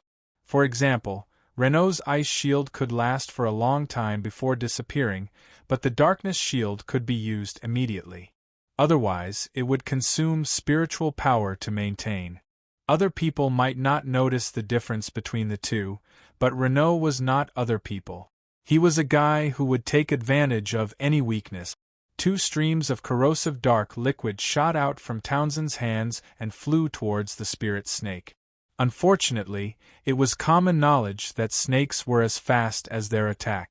The spirit snake immediately dodged the attack and locked onto Townsend. In fact, even if it hit, it would be useless. What was destroyed was just a small spiritual weapon, and Reynolds could make a lot of them again. However, instead of diverting his attention to controlling so many, it would be more useful to focus on one. There was no intense battle, but Reynolds's attack was ingenious beyond compare. It almost had the flavor of a counterattack. It was the simplest and most effective. The audience could see that the spirit snake was just a type of spiritual weapon, similar to a whip. However, it was this small spiritual weapon that made Townsend helpless. Under the spirit snake's gaze, His emotions were as tense as a fully drawn bowstring. He even had to expend a large amount of spiritual energy to repeatedly use the darkness shield to defend himself, but all he got in return was his opponent's leisurely attacks that consumed almost no spiritual energy. The Darkness Dominator was proud of his abnormal defense that could easily break through any elemental fighting aura other than the light element, but it was broken by itself just like that. Townsend felt that if he continued on like this, he would soon collapse mentally. In order to counter such a tricky attack, the first thing he had to do was to retreat. Townsend was not an impatient person. He would not charge forward like a reckless man. However, if he was forced to retreat by such a small spiritual weapon, it would really be a matter of losing face. Moreover, his father was watching from the sidelines, so he estimated that even his face would be lost. The other way was to change from defense to offense and attack the owner of the spiritual weapon. That way, he would no longer have the energy to control the spirit snake. Townsend undoubtedly chose the second way.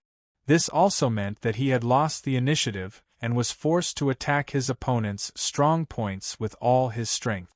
Reynolds was also known for his abnormal defense, but he had to do this. The black gas on his body surged, and Townsend finally took the initiative. While moving forward with the light body technique, 2 black gas arrows were shot from his left and right index fingers. Just as they approached Reynolds, 2 arrows turned into 6, blocking the opponent's dodging space. Many people in the audience now realized that Townsend's attack was as strong as his defense. Townsend and his mother's dark arrows turned into 6, which was similar to Leon's phantom strike. Reynolds had already experienced this before, so he immediately curled up his body and reduced the area he needed to defend to the minimum. Then, he condensed an ice shield with his left hand. Chi! Chi! Chi! Almost at the same time, 3 small holes appeared on Reynolds' ice shield due to the Child of Darkness arrow. However, the Child of Darkness arrow also disappeared. Although the dark fighting aura was the nemesis of all elements except the light element, there was a certain limit to how much it could restrain. For example, the low-purity dark gas could not completely corrode the highly condensed ice shield. Townsend certainly knew the concept of super-condensing. His dark corrosion was to liquefy the dark fighting aura in the air to achieve a strong corrosive power. After witnessing the battle between Reynolds and Vashlaki, he knew that his opponent's super-condensing fighting aura was abnormal. Otherwise, he would not have been able to take the sword aura directly. Even Townsend did not dare to take it directly. It was a super-powerful blood inheritance skill of the Alpha family. Although he was mentally prepared, Townsend was still a little surprised when he saw that his dark combat aura had been blocked. He did not expect that he would only be able to melt such a small hole. It was far from the effect he had imagined. After being attacked, Reynolds could no longer control the ice snake. The head of the ice snake softly fell on the ground and returned to the state of a dead object. Reynolds did not care about the ice snake anymore. After blocking the attack, he quickly retreated and released several fire nails to stop Townsend. Townsend immediately understood that Reynolds wanted to distance himself and repeat the tactic just now, so he quickly followed up. While releasing the dark shield to swallow the fire nails, Townsend's attack did not stop because of the defense. A cloud of black gas came out of his mouth. The color of the black gas quickly deepened and turned into a mass of mucus.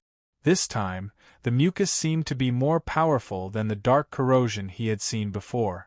Blisters emerged from the mucus and burst, then emerged again and burst again. It was extremely disgusting, like lava. This was the high-level dark corrosion skill, Hell Magic Liquid. As long as a little bit of it touched the liquid, it would not only corrode elements or things made of elements, but also other objects, including people. Townsend sprayed 4 times from his mouth, and the mucus was divided into 4 streams and bounced towards Reynolds.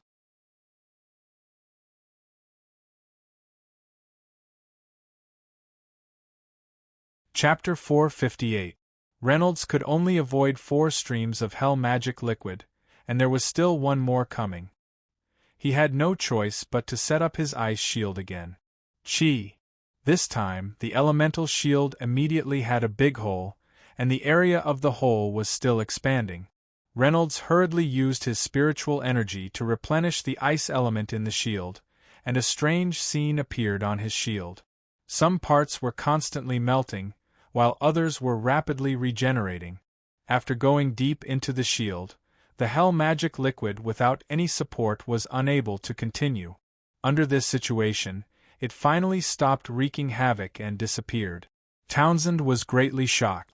The hell magic liquid was already the limit of the dark energy he could condense. He didn't expect that it still couldn't break through Reynolds's defense.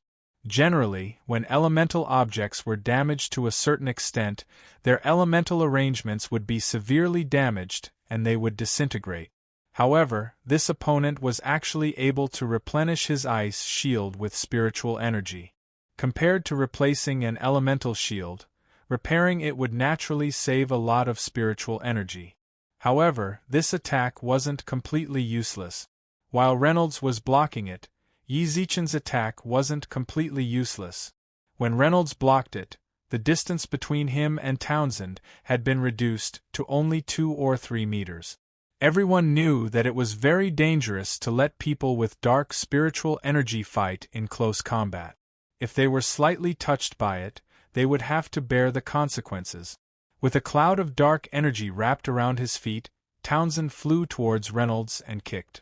In an instant there were 7 or 8 leg shadows, which were actually very fierce. Reynolds didn't expect Townsend's martial arts to be so comprehensive. For a fierce close combat, the ice shield that lacked flexibility seemed somewhat inadequate. In a panic, he could only force out a pair of ice arm guards to block Townsend's leg shadows. The commentator shouted excitedly, "So Student Townsend's close combat skills are also so outstanding." Student Renault seemed to be caught off guard and was momentarily flustered. Not only was he caught off guard, even I was surprised. If I remember correctly, in all the previous Earth competitions, Student Townsend has never revealed his strength in this area. It wasn't that Townsend's close combat skills were bad. It could be seen from the mysterious Een kick that he was familiar with when he was young. However, Townsend abandoned it after his dark spiritual energy reached a certain level because he didn't like this kind of tactic used by low-level barbarian warriors. It was really beneath his status and seemed very rude. However, encountering a tenacious guy like Reynolds who could completely defend against dark spiritual energy, he had no choice but to make an exception and return to his old profession. Bang, bang, bang, bang. Under the continuous impact, Reynolds couldn't help but retreat. Townsend's leg technique was powerful and heavy. Coupled with the corrosive spiritual energy wrapped around it, Reynolds's ice arm guard finally broke under the double attack of physical and elemental corrosion. There was no time to replenish it. Townsend was overjoyed. Without the protection of the ice armor, Reynolds would definitely not be able to block his dark spiritual energy. Immediately, he mercilessly kicked Reynolds, who was wide open. At the same time, he set up a layer of protective spiritual energy on his body to prevent the opponent from using a move that would injure both of them. Reynolds didn't dodge. He was forced to lose his balance by Townsend and had no time to dodge. The leg shadow with corrosive spiritual power was already in front of him. Reynolds stretched out his left and right index fingers, and 4 needle-like ice spiritual power immediately shot out. 2 of them were aimed at Townsend's eyes, while the other 2 were aimed at his crotch. The commentator was once again amazed by the skill that Reynolds used in an emergency. This skill was not unfamiliar to him, needle spiritual power. Townsend's fierce kick suddenly paused. Needle spirit energy was the most condensed of all elemental spirit energy. Even if he activated his darkness protection spirit energy, he might not be able to block it. If Reynolds had attacked somewhere else, Townsend would have definitely used his darkness protection spirit energy to give Reynolds a kick that he was sure would have landed. However, at this time, Townsend's target was his eyes and crotch. These two places were both vital parts. If they were seriously injured, even a priest wouldn't dare to say that they could be healed, let alone elixirs. Although the protective spiritual energy might be able to block it, it was only a possibility. If it couldn't block it, Townsend would very likely lose his sight and his sex life would be ruined. Townsend definitely wouldn't dare to joke about this, so he would rather give up the mysterious kick that was about to reach Reynolds's head. He hurriedly dodged to the side, and both of their attacks missed at the same time. The commentator continued to seize the time to report, "It's really too thrilling." Both of them used unexpected moves that also played the role of a surprise attack. I don't know the name of Townsend's leg skill, but Reynolds used the needle spiritual power that Lion used before. When did he learn it? It seems that he has never used it in the competition, even at the critical moment when he received the thunder sky shattering strike. Either he didn't learn it at that time, or he was too confident in himself at that time and felt that it was unnecessary at all. If it's the latter, then Reynolds's endurance is really too terrifying. Hearing the commentator's words, Guys immediately frowned.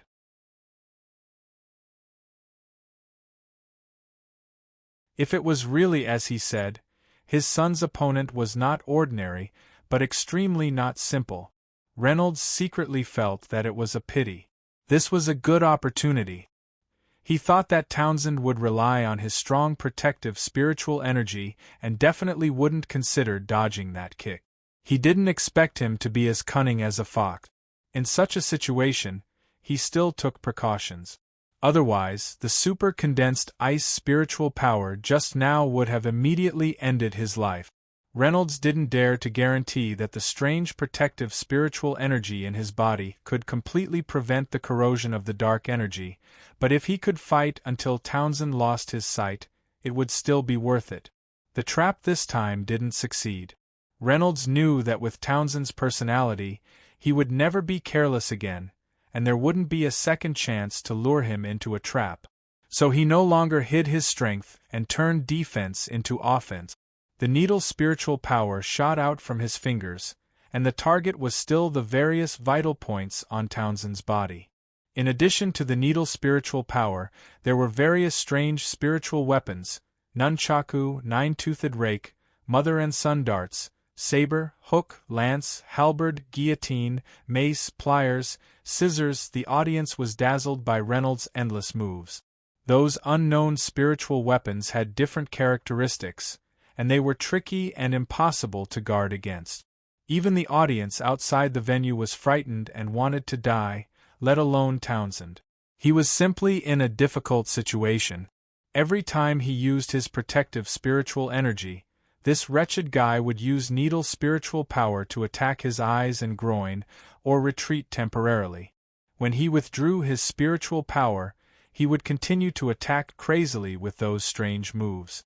Townsend couldn't resist at all.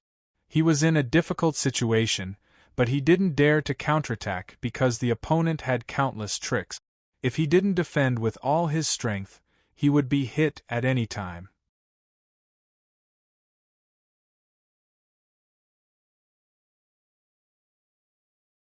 Chapter 459. This was a stalemate, one attacking and one defending. Leon thought that Reynolds's spiritual power was not high. No matter how good he was at using spiritual power, he would still consume a lot of it under such a high frequency of attack. Although the consumption of spiritual power was faster if he kept using the dark body protection, Leon thought that his spiritual power was definitely much higher than Reynolds. If all the elixirs were used up, he would definitely be the one who could last until the end. However, he finally found that he had miscalculated. The opponent's attacks still showed no signs of exhaustion, but were getting fiercer and fiercer. His dark spiritual power had been consumed by more than half, and the black gas was not as good as before. If he was hit by the needle spiritual power, he would be in danger at any time. Looking at Reynolds, who was like a mad tiger with blood-red eyes, Leon faintly felt that he was bewitched, but he couldn't tell what the problem was. Guys frowned more and more. He came to see how his son, who he was proud of, stepped down from the field as a winner. But now the situation was the opposite of what he had imagined. Leon was in danger, and Reynolds's moves were too vicious and shameless. He specialized in attacking places that would make people die without descendants, and he was very excited. Guys felt that he was already very shameless.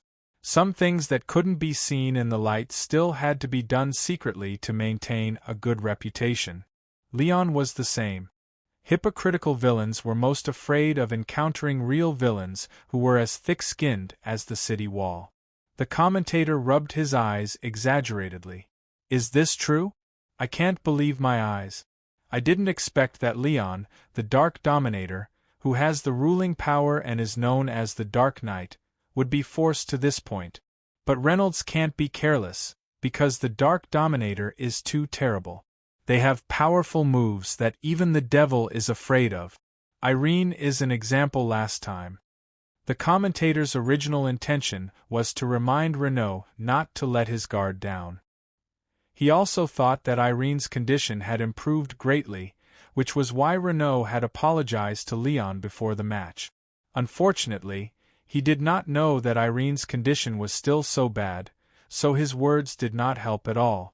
Reynolds was a little confused when he heard this, and his hands loosened. Leon, who was on the verge of being defeated, roared towards the sky. His spirit power, which was originally on the verge of collapse, suddenly burst out 2 meters away like a tide. It surged up and down around his body, and it flowed endlessly, submerging his entire body. When Reynolds's spiritual weapon was half a meter away from it, it had already been dissolved. One could only imagine how powerful he was. The commentator said in surprise, What's going on? Student Leon's strength seems to be even stronger than before." Guys finally could no longer remain calm and exclaimed, "Leon, calm down." As a father, he naturally understood his son the best. What Leon was using now was a self-harming move of the dark element, dark exchange. He used the dark spiritual energy to stimulate the potential in his body, instantly increasing his strength to a level higher than his peak. Unfortunately, there was a price to pay for using this technique. First, it would cost at least a year of lifespan. Second, it would cause the user's spiritual energy to regress. Furthermore, the user would not be able to use this technique again for the next 2 years. Otherwise, it would likely lead to a sudden death. Because of its characteristic of harming others without benefiting oneself, it was called a dark exchange, using one's own life force, an evil trick to exchange for power. Originally, Leon did not intend to use the darkness to exchange if his life was not in danger and he was hanging by a thread. However, at this time, he was so desperate by Reynolds that he did not hesitate to pay any price. If there was any difference between Leon and his father, Guys, who had a similar personality, it was pride. Guys started as a low-level warrior. He was cunning and could endure what others could not. However, Leon was born as the son of the president of the United Guild, plus his tyrannical martial arts skills. He had long cultivated a proud character. How could he be defeated by a junior student, or a man who took away what he wanted to get? After using the darkness exchange, Leon began to regret it. However, it was useless to regret it. As long as this move was used, it would be difficult to recover. He could only vent his anger on Reynolds, the instigator of all this. While the dark spiritual energy catalyzed the potential, it would also drive the hidden violent emotions of the human body. Leon, who could not control himself, finally tore off his hypocritical mask. The muscles on his face twisted like a demon. "Reynolds, I want you to be unable to walk out of the arena alive." As soon as these words came out, the audience was in an uproar. No one thought that the gentle and gentlemanly senior would have such a dark side. The order of the venue was maintained, and the mentors did not immediately go on stage to stop the game because the game had not yet been decided. Of course, if Reynolds voluntarily admitted defeat and Leon still wanted to do it, they would not sit back and watch. Guys had a headache. Leon's words were too much. At the same time, he also knew his son's anger. In addition, he was anesthetized by the dark chi. As long as he was angry, no one could stop him. Leon no longer cared about his image. At this moment, there was only one thought left in his mind: to tear the hateful enemy in front of him into pieces. With a wave of his hand, a black ribbon quickly flew out and wrapped around Reynolds. Reynolds saw that he suddenly flipped out and did not panic. However, he did not dare to neglect a new skill that he had never seen before. The highly condensed shield in his hand immediately blocked in front of him. The expected corrosion did not appear, but the scene was even more strange. Reynolds' ice shield seemed to be injected with ink and assimilated by the dark chi. The whole body became black. Huh! Reynolds was greatly surprised. When he hesitated to abandon the shield or not, the dark chi had already climbed to his hands and immediately spread to his whole body. However, Reynolds did not feel the slightest abnormality. The two were connected by a black ribbon, but no one understood the use of the black ribbon. Reynolds tried to cut or burn the ribbon with ice blades and fire blades, but the two elements failed and directly passed through the ribbon. It seemed to be invisible. Reynolds reacted quickly and retreated quickly. He wanted to break the black ribbon, but the ribbon seemed to be able to extend infinitely. Reynolds's method was simply ineffective. Dark attraction. Leon spat out the name of the skill word by word. His face showed a gloomy smile, which made people shudder. "You're finished, Reynolds!" Roar. Leon shouted again. The dark spiritual energy that surrounded his body did not punish him this time. On the contrary, they crazily rushed into Leon's body like leeches. Leon's skin, hair, eyebrows, and nails all gradually became dark. The color became thicker and thicker.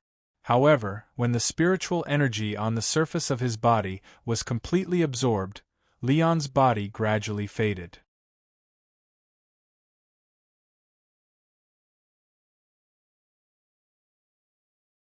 Chapter 460. The darkness merged into one.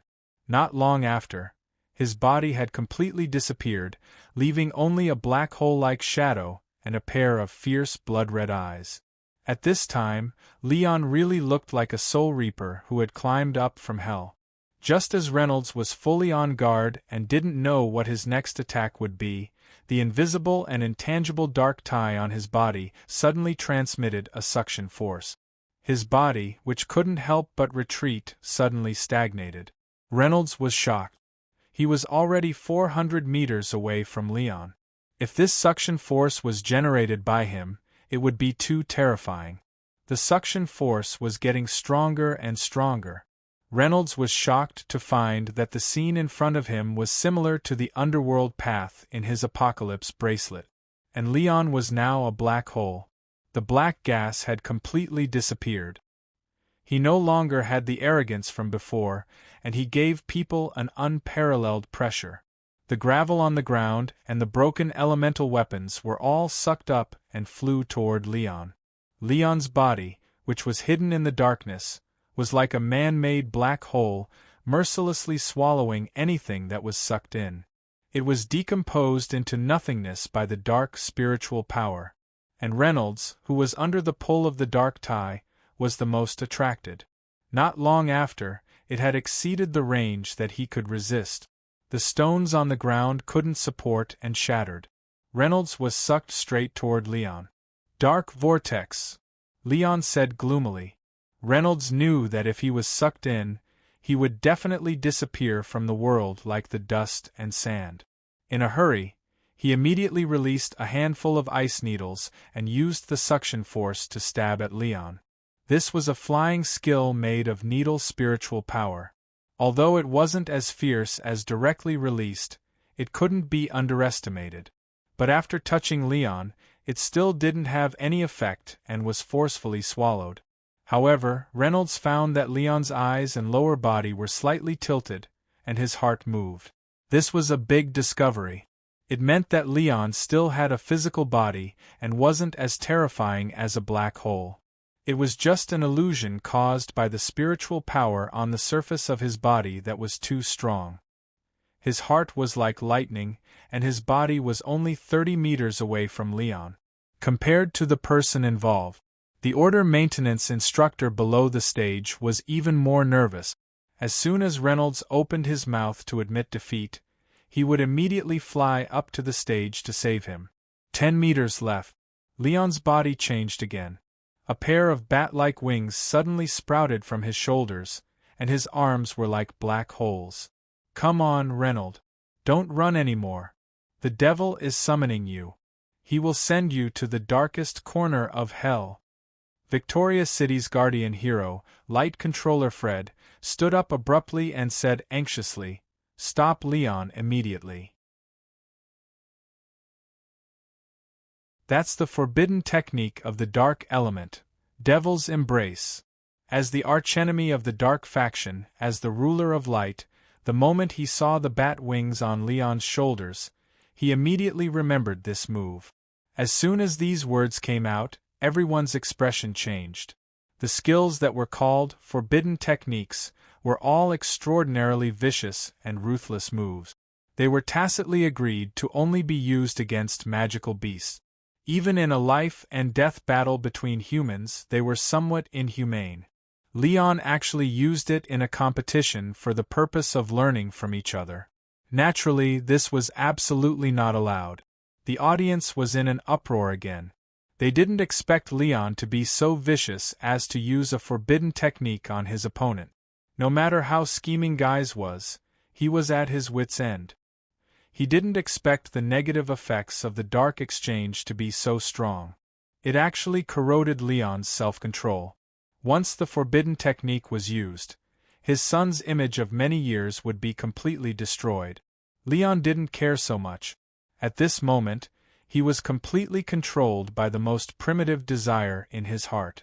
There was only one thought left in his mind: destroy, completely destroy the opponent in front of him. After removing the barrier, a group of instructors below the stage flew up to the spectators' stand to stop the battle. However, Reynolds was now only 30 meters away from Leon and was still gliding towards him at high speed. It seemed that it was too late to save him. Leon looked at his opponent getting closer and closer. The stimulation of being bloodthirsty made him so excited that he couldn't control himself.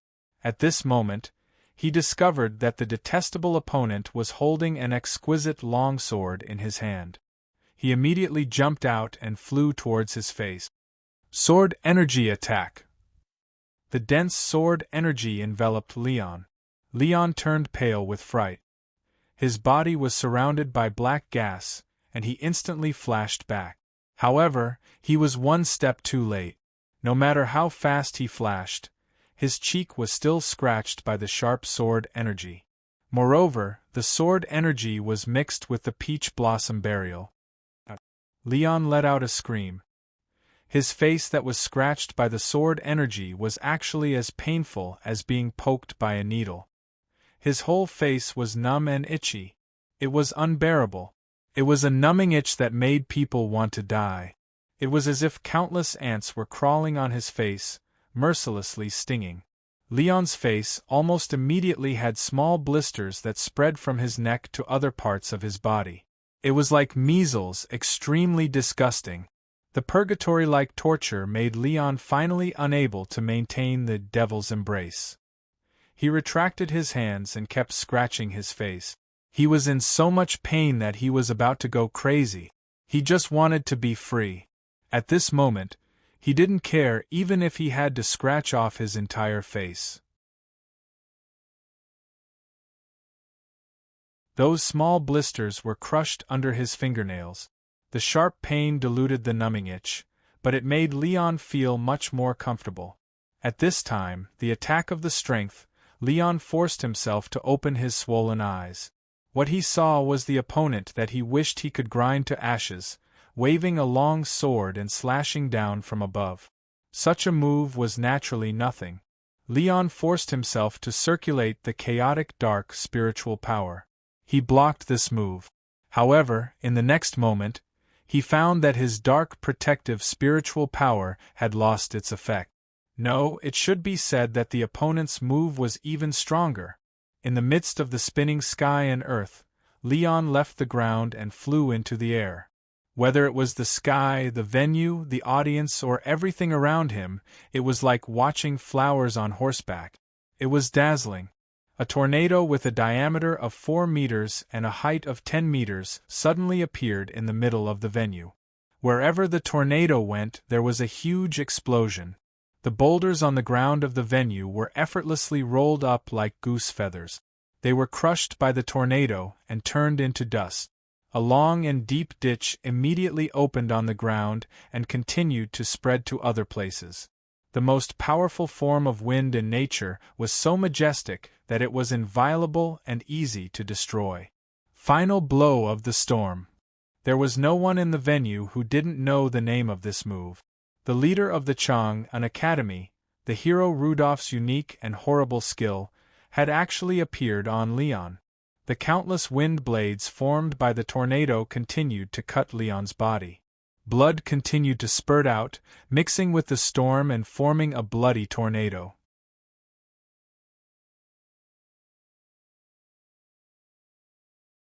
Chapter 461. Guy's eyes were red, and he anxiously shouted to the few magic warriors, "Quick! Quick! Stop the competition immediately!" As soon as Guy's voice fell, Reynolds raised his wrist, revealing the Apocalypse bracelet, and slowly walked toward Leon. Glancing at the black gas that was about to gather into an oval door in the distance, Reynolds turned his gaze back to Leon, who was struggling in the tornado, and whispered to himself, "Is it dark teleportation again? Unfortunately, it's too late." His face under the light of the tornado was particularly ferocious at this time. "Sorry, the game is over. Underworld tornado." In the midst of his shout, the tyrannical black wind blade shot towards Leon like a meteor with a crackling sound. An extremely bad premonition suddenly surged, and Guy shouted, "No!" But it was all too late. Leon, who was in the storm, saw the sword aura enlarging in front of his eyes, and endless fear occupied his heart. The overbearing wind blade tore the invincible storm, produced a sonic boom, and directly cut Leon's body. In the huge explosion, Leon's body flew out of the tornado and was thrown straight into the air for hundreds of meters. The black wind blade on his body kept drilling into his body. When the dark spiritual power touched the wind blade, it immediately evaporated like water meeting a soldering iron. When Leon's body fell straight down from the sky, the Academy's Sun Shi and Guy's magic warriors had also arrived. However, Renaud was one step ahead of them and flew to the place where Leon fell. Just when everyone thought that he was going to continue to be ruthless, Reynolds actually hugged Leon's body that was about to fall to the ground, and anxiously shouted, "Senior Leon, are you all right?" Leon's internal organs were burning. Under the bombardment of the wind blade supported by the power of the underworld, he knew that the dark spiritual power that he had painstakingly wrested was likely to be finished. Looking at Reynolds, who was crying like a cat crying like a mouse, his eyes flashed with incomparable pain and resentment. Reynolds, who had his back to the others, smiled happily and said with a telepathic spell, "Senior Leon, I also want to tell you one thing. Whoever King hurts my beloved woman, I will make him suffer a fate worse than death." Ha ha ha ha! Leon, who only had a sliver of consciousness left, heard these words. Blood rushed to his heart and he felt a sweet taste in his throat. Then, he spat out another mouthful of blood and fainted. The mentors and priests had finally arrived. Originally, they had come to stop Leon from dealing with Renaud, but they did not expect the situation to turn around so quickly. Instead, they had to help treat Leon. Reynolds placed Leon on the ground. The white sword chi on his body was still darting out from time to time. One of the more impatient priests hurriedly tried to save him. Just as his hands touched Leon, a deadly sword aura jumped out and hit his hands. This hasty and unlucky priest's hair stood on end, and he fell straight to the ground with an up. The other priests panicked when they saw this, but they gave him emergency treatment first. Leon didn't dare to act rashly, lest he follow in his colleague's footstep. One of the mentors who specialized in water was very experienced. He spat out a column of water from his palm and poured it on Leon's body. The sword chi used the water as a medium and transmitted into the ground. However, Leon's situation was already very bad. His whole body was charred black by the sword chi and the storm. It was even darker than the dark impetus. He was truly a master of darkness. His skin had been cut open by countless wind blades, and his face was rotten from his own scratches. Disgusting pus and blood were rolling out, making him nauseous. Fortunately, he was supported by the powerful impetus of the dark exchange. Otherwise, he would have died a violent death long ago. Renaud didn't have the slightest bit of pity for him. If it wasn't for Angelina, Aaron would have been dead by now. Just for this point alone, Renaud wouldn't even bat an eyelid if he killed him 100 times over. The referee had forgotten to announce the result of the battle. At this moment, no one cared about the outcome. The ups and downs of this fierce battle made it hard for the audience to breathe. Although Leon was the one who was defeated and seriously injured in the end, they all felt that Reynolds was not wrong. It was Leon who first used the vicious forbidden move, Devil's Embrace. If Reynolds was a little unlucky, he would have become the dust of the universe. Moreover, they also saw Leon's cruel and ruthless side. They began to suspect that what happened to Aaron was intentional. Reynolds was too lazy to pay attention to him and flew off the stage. Yuji and Linka were stunned. They looked at Reynolds flying over as if they were looking at an alien. Their mouths were wide open and they could not close them. To be fair, even with the power of light, Yuji felt that she only had less than a 50% chance of winning against Leon. If Leon was in his terrifying form when he used Devil's Embrace, she would not have any chance of winning at all. She would definitely lose. She did not expect Reynolds to not only be able to escape unscathed, but also seriously injure Leon. This was really too unbelievable. She did not expect Reynolds to hide his strength so deeply. When Reynolds passed by the two, he said, "Shijun, Linka, I have to go see Aaron immediately." After saying that, he flew out of the arena without stopping. After such a long battle and using up a lot of skills, Reynolds felt dizzy. He knew that this was a sign of his spiritual power being exhausted. When Reynolds rushed to Angelina's residence and opened the door to the room where Aaron was recuperating, he was overjoyed to hear the familiar crisp voice and address. Aaron had actually woken up. The medicine that Rudolph gave him called Fleeting Time was really effective. Reynolds walked in quickly, only to find that there was another person sitting by the bed. Reynolds's vision turned black and a huge sense of dizziness hit his mind. Without stopping, Reynolds fell straight to the floor. This was due to the exhaustion of spiritual power from using a lot of high-level skills and a long battle, resulting in a lack of spiritual power, resulting in a loss of consciousness.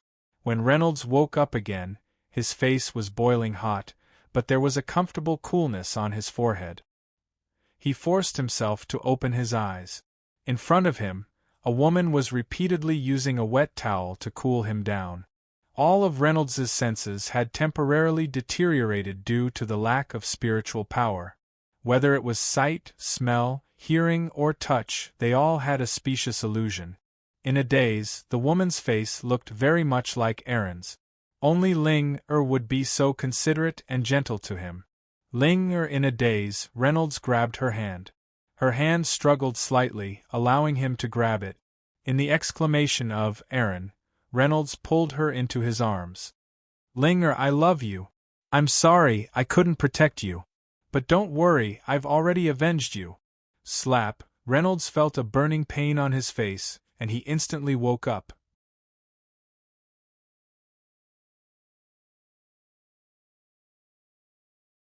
Chapter 462. Taking a closer look, it wasn't Aaron, it was AI Wayna. The petite AI Wayna blushed and glared at Reynolds angrily. Rudolph, who was not far away, was overjoyed when he saw this. Ha ha, Reynolds, you actually have the guts to kiss that old witch of Ina. I wasn't wrong about you. Rudolph praised Reynolds, ignoring Avina's murderous glare. Reynolds touched his hair, not knowing what to do. He bowed to Avina and said, I'm sorry, Principal Avina. I didn't mean it. Rudolph came over and patted Reynolds on the shoulder. He whispered, How is it? Is this old witch's face tender? Do you want another kiss? Ah. Reynolds stared at Rudolph with a dumbfounded expression. He didn't dare to associate this old and frivolous Rudolph with the serious and meticulous expert he used to be. Before Reynolds could react, Avina finally couldn't hold back. She shouted, Go to hell, old man. After saying that, a cluster of bright red flames flew towards Rudolph from his hand. What are you doing? Rudolph dodged, and the flame flew out of the door, causing a big explosion. Reynolds watched in a daze as Rudolph and Avina fought like two children, shouting at each other and flying out of the door. Reynolds held Irene's hand and looked at her haggard face. His heart trembled. Reynolds stroked Irene's cheek and wiped her neck with a towel. Then he sat aside and looked at her quietly. Wake up. In the next few days, shocking news came out of the two academies. Reynolds, who had defeated the fifth-year Dark Knight Leon, had given up on the competition. This made the kid who thought he was going to compete with either Leon or Reynolds feel like he had won the lottery. The championship was his. He won without a fight. Leon was seriously injured and couldn't compete. Reynolds, after this, suddenly lost interest in the championship. For a time, many people were talking about it. After all, the people who won the championship of two schools were already very powerful. They could see that the future were very promising. Chong-an would definitely use such a talent. The black aura on Irene's body faded day by day. Her face started to redden. Reynolds was also slowly recovering his spiritual power. Leon finally got news. He didn't die, but his base spirit was seriously injured. His dark spiritual power was almost completely destroyed by Reynolds' sword aura and storm kill. Even if he trained for a lifetime, he wouldn't be able to recover to his previous level. At this time, another shocking news came. Guise, on behalf of his son, expressed his sincere apology to Reynolds for using a forbidden technique. He said that he would punish Leon. His most beloved son had fallen into this situation, but he could still endure the grief and make such a magnanimous decision. Guise's practice of not bending the law for personal gain undoubtedly immediately won the attention of Chong-an. At this time, everyone praised him as a competent senior leader. If he didn't know about the father and son's bad deeds from UG, Reynolds would definitely be deceived by his hypocritical behavior. The old fox's move was really beautiful. He was worthy of being called a cunning and ruthless person in Chong-an. Originally, using a forbidden technique to deal with a human, especially one who didn't have a deep hatred, was strictly investigated by the corresponding guild. It was even possible to be executed. However, when Guise said that he would punish Leon, the people of the guild couldn't interfere. Otherwise, it would be doubting his character and not giving him face. Rather than making it difficult for both sides to step down, it was better to give face to the president of the joint guild. Therefore, the aftermath of this matter turned into Guise's family matter. The trouble was easily solved. His reputation wasn't affected, instead, it went up a level. However, Guise's protectiveness, especially his love for his youngest son, Leon, was the clearest to UG and Reynolds. The apology was just on the surface. He must hate Reynolds to the bone. However, the special situation of King's mainland and Earth made him abide by the rules of the game. No matter how powerful he was, he couldn't be an exception. Moreover, Reynolds was now the focus of attention of all parties in Chong-an. If he acted rashly, the impact and consequences would be unimaginable. Especially in the delicate situation where several top opponents in Chang'an were eyeing his position as the president of the joint guild covetously. In Chang'an, a metropolis with a large population, guys certainly wouldn't dare to rashly send an assassin to kill Reynolds. He probably wouldn't use such a despicable method. Once the opponent got hold of his weakness, he wouldn't be able to bear the consequences. In addition, Yu was always by Reynolds's side during the period when his spiritual power had not fully recovered. With this powerful assassin as a bodyguard, his safety was guaranteed. In addition, the people sent by Guy's opponents were also secretly watching. Reynolds was much safer than buying a personal insurance. The most important thing was that Reynolds's spiritual power had almost recovered. He wasn't afraid of ordinary experts assassinating him. Therefore, Reynolds was very relieved. Taking advantage of his recuperation, he leisurely enjoyed life. For example, he took Irene to attend Leah's concert tonight. Although Leah was not a fighter, her status in Chang'an was not to be underestimated. Because of her role as a popular singer, she was deeply welcomed by the people of Chang'an, including a large number of upper-class people. Offending her was sometimes equivalent to offending almost the entire Chang'an, which was extremely troublesome. Therefore, Leah's concert was absolutely safe. There would never be an assassination or a brawl, and no weapons were even allowed to enter the venue. On the one hand, it was for safety reasons because there were too many important people inside. On the other hand, it was ungraceful to carry metal weapons on such an occasion. Leah would only perform once in a while, usually when she was in a good mood. Therefore, although the concert ticket price was not cheap, it was still in short supply. The people who came, in addition to having a little money, had to be at least a fighter above the intermediate level. Although the number of civilians was the largest, they had the least ticket. It was not that Leah looked down on civilians, but she was only responsible for the performance. Other things were arranged by the Entertainment Guild. If she hadn't tried her best to request the Entertainment Guild to sell some civilian tickets, the life professionals could only listen through the sound system scroll. It was simply impossible to enjoy her performance at the concert. There was only one person who could get the tickets for Leah's concert effortlessly. Everyone in Chang'an knew who this person was. Yu directly asked Leah for 3 tickets. She treated it as letting Reynolds take Irene out to relax.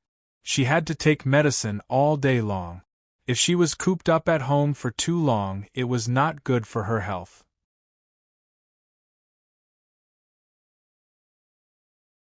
Chapter 463. After the grudge battle with Townsend, Reynolds was now a public figure. Due to the rules of the Entertainment Guild, no one was allowed to wear a hermit suit to show respect to Painted Heart.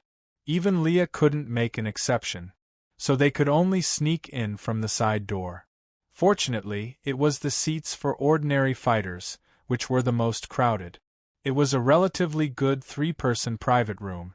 Plus, they all had makeup on, so it wasn't so conspicuous.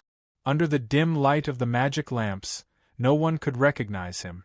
It wouldn't be a problem for Leah to ask for a few VIP tickets, but she knew what Reynolds was thinking. After asking for his opinion, she made the decision today. This was a huge open-air venue surrounded by a filtering enchantment, similar to the concert venues of singers on Earth. The large light screen hanging high in the venue reflected the scene in the middle of the stage from all angles. At this time, the concert had not officially started, and it was playing a clip of Painted Heart. The atmosphere was warm, and people were talking happily. Every concert of Painted Heart was a small event for Buckingham in Chang'an. It was also an excellent occasion for friends to build relationship. Erin sat in the private room, feeling all this, and felt a little absurd and emotional. She seemed to have almost died a while ago, almost died in the other world. Moreover, she was no longer an ordinary girl. She was already a powerful elemental magician. She didn't know if she could still use her abilities if she returned to Earth. All of this was related to the boy in front of her. Looking at Reynolds, the corners of Erin's mouth rose slightly. Her right hand couldn't help but touch Reynolds's cheek. Reynolds was looking at the sea of people in the concert with interest.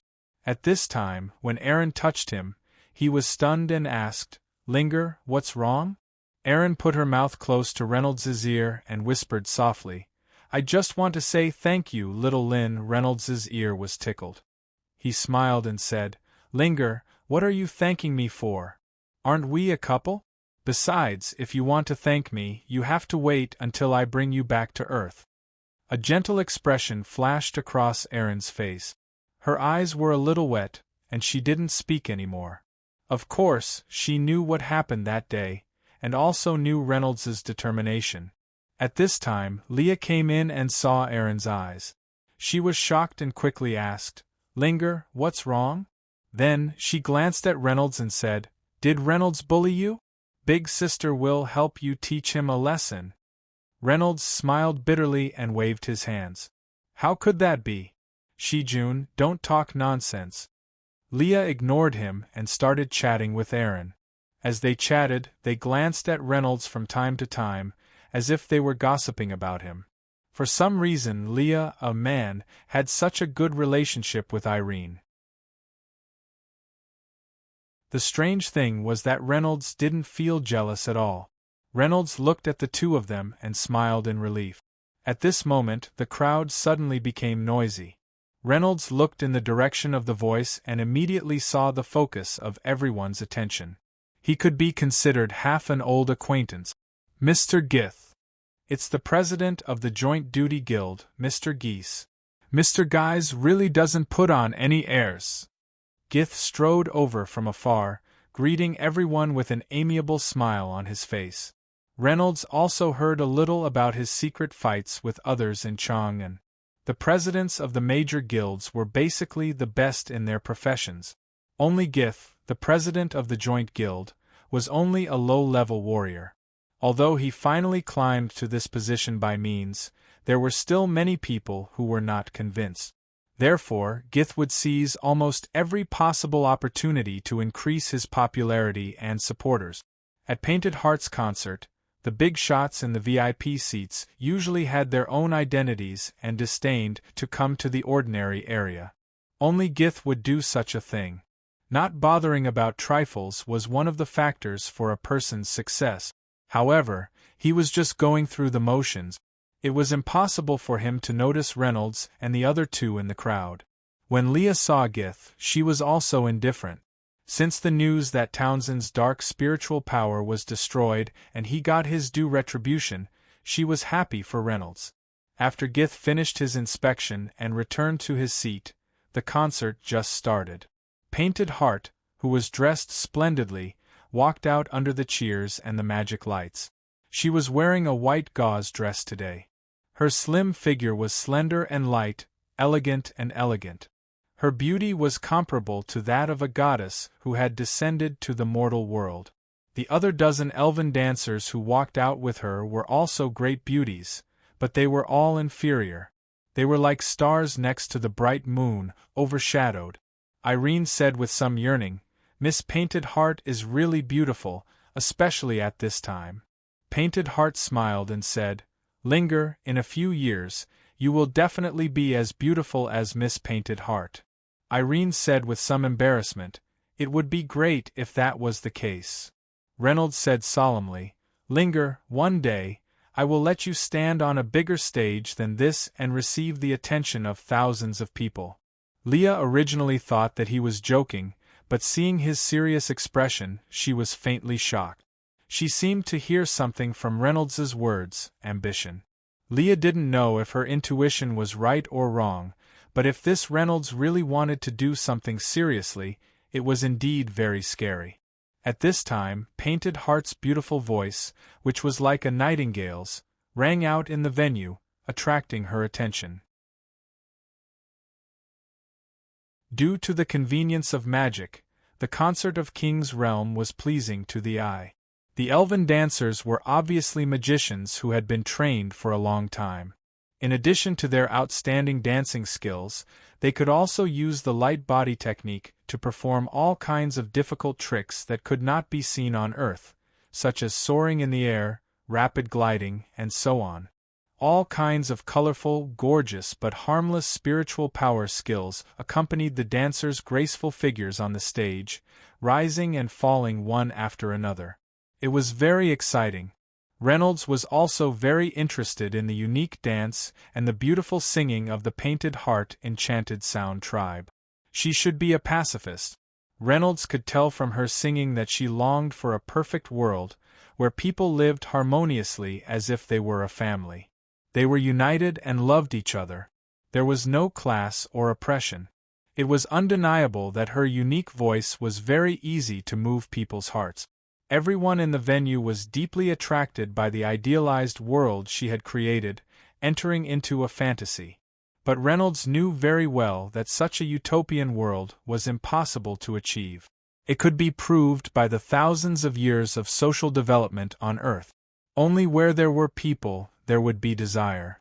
No matter how strong the influence of Painted Heart's voice on spiritual power was, it could only temporarily influence a person.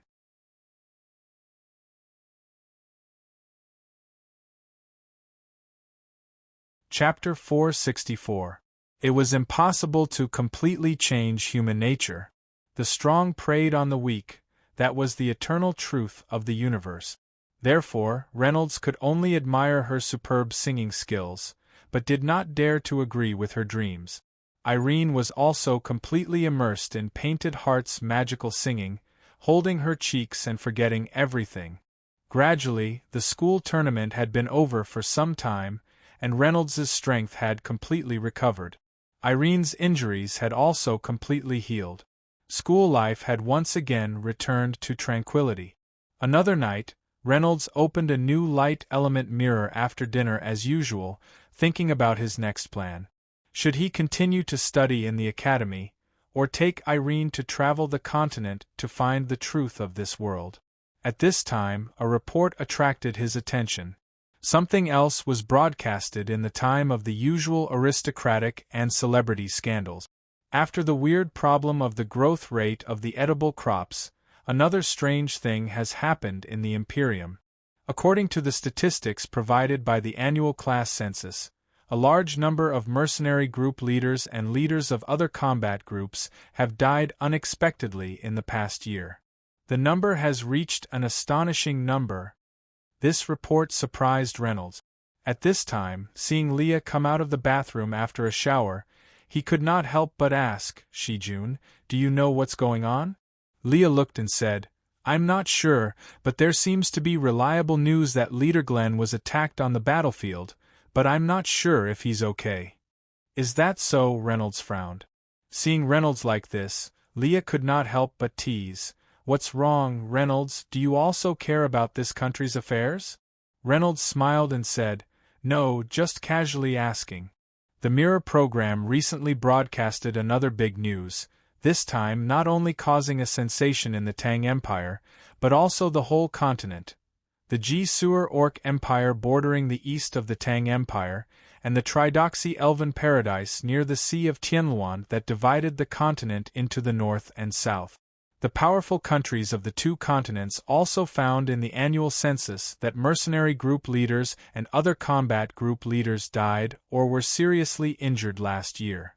As soon as this report came out, the people of the continent suddenly panicked, especially the war leaders. Everyone felt that they were in danger, but the panic was not over yet. One after another, shocking reports came in like snowflakes. The Orc Alliance, the Dwarves' Odamai Empire, the Forest Kingdom of the Forest Lord, the Nightwalkers' Nightless City, the Water People's Mist Kingdom, the distant western country of Babika, one by one, large and small countries, coincidentally encountered the same misfortune. Just when people thought that it was the devil's curse, they discovered a shocking secret. These countries were all either in the western or southwestern regions of the continent. The Mecca Empire, which was located in the northwest, was dominated by the Yiksha tribe, the Wild Sand City, which was filled with sandmen, and the Dark Empire, which everyone thought was a strange incarnation of the blood-sucking Devil Star tribe, and the Soul Capital, which was the Psionic tribe's soul capital. There were no abnormalities at all. Why was there such a huge difference between the two sides of the heavenly Luan Sea? A terrifying conjecture that had never appeared before began to circulate among the people of the southeast and central regions of the continent. Even the Empire's attacks were unable to suppress it, and the society was in turmoil. The people's conjecture was quickly confirmed.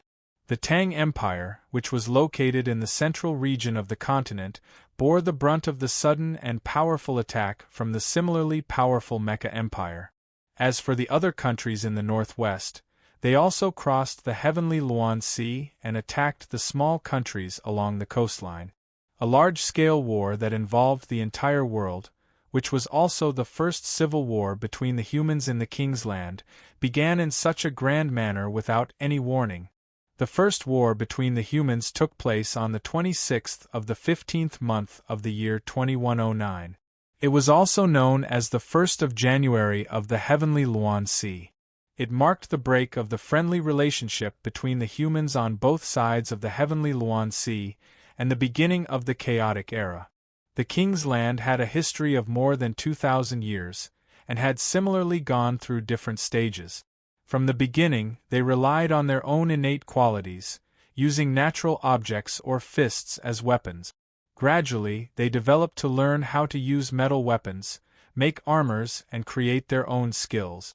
Due to the existence of a common enemy, the demonic beasts and demonic seeds, the various major forces and groups of the continent had always maintained a friendly and cooperative relationship, jointly resisting the invasion of the demonic beasts and helping each other. Due to the strength of the demonic seeds, the humans could only drag out an ignoble existence along with the slow growth of their strength.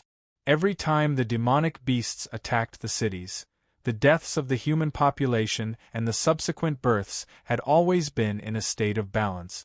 The emergence of magic more than 500 years ago was a milestone in the development of human strength. Since then, humans understood how to use the elemental forces of nature to contend with the demonic beasts, and slowly gained the upper hand.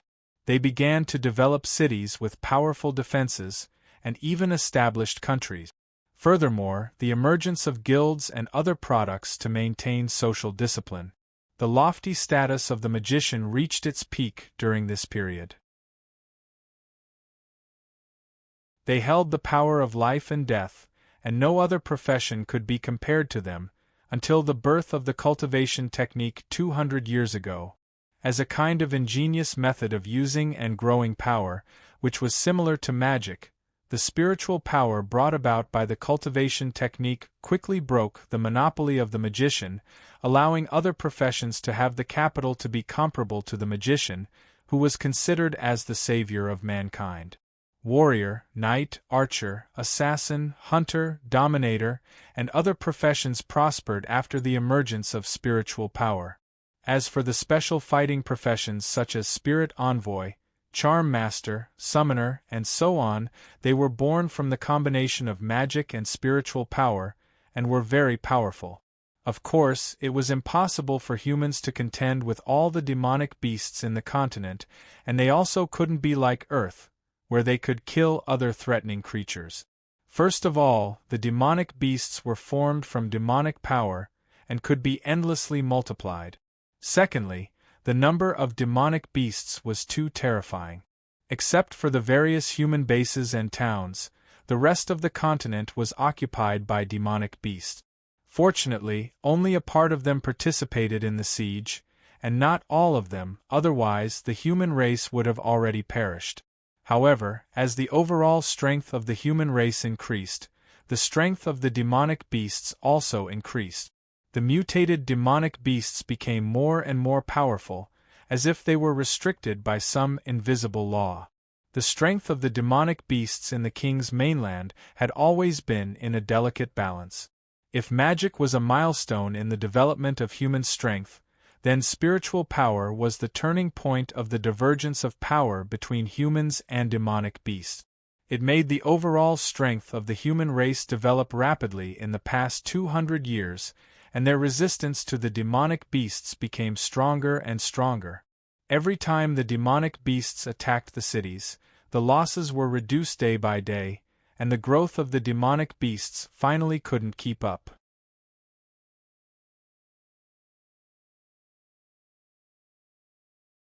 Chapter 465.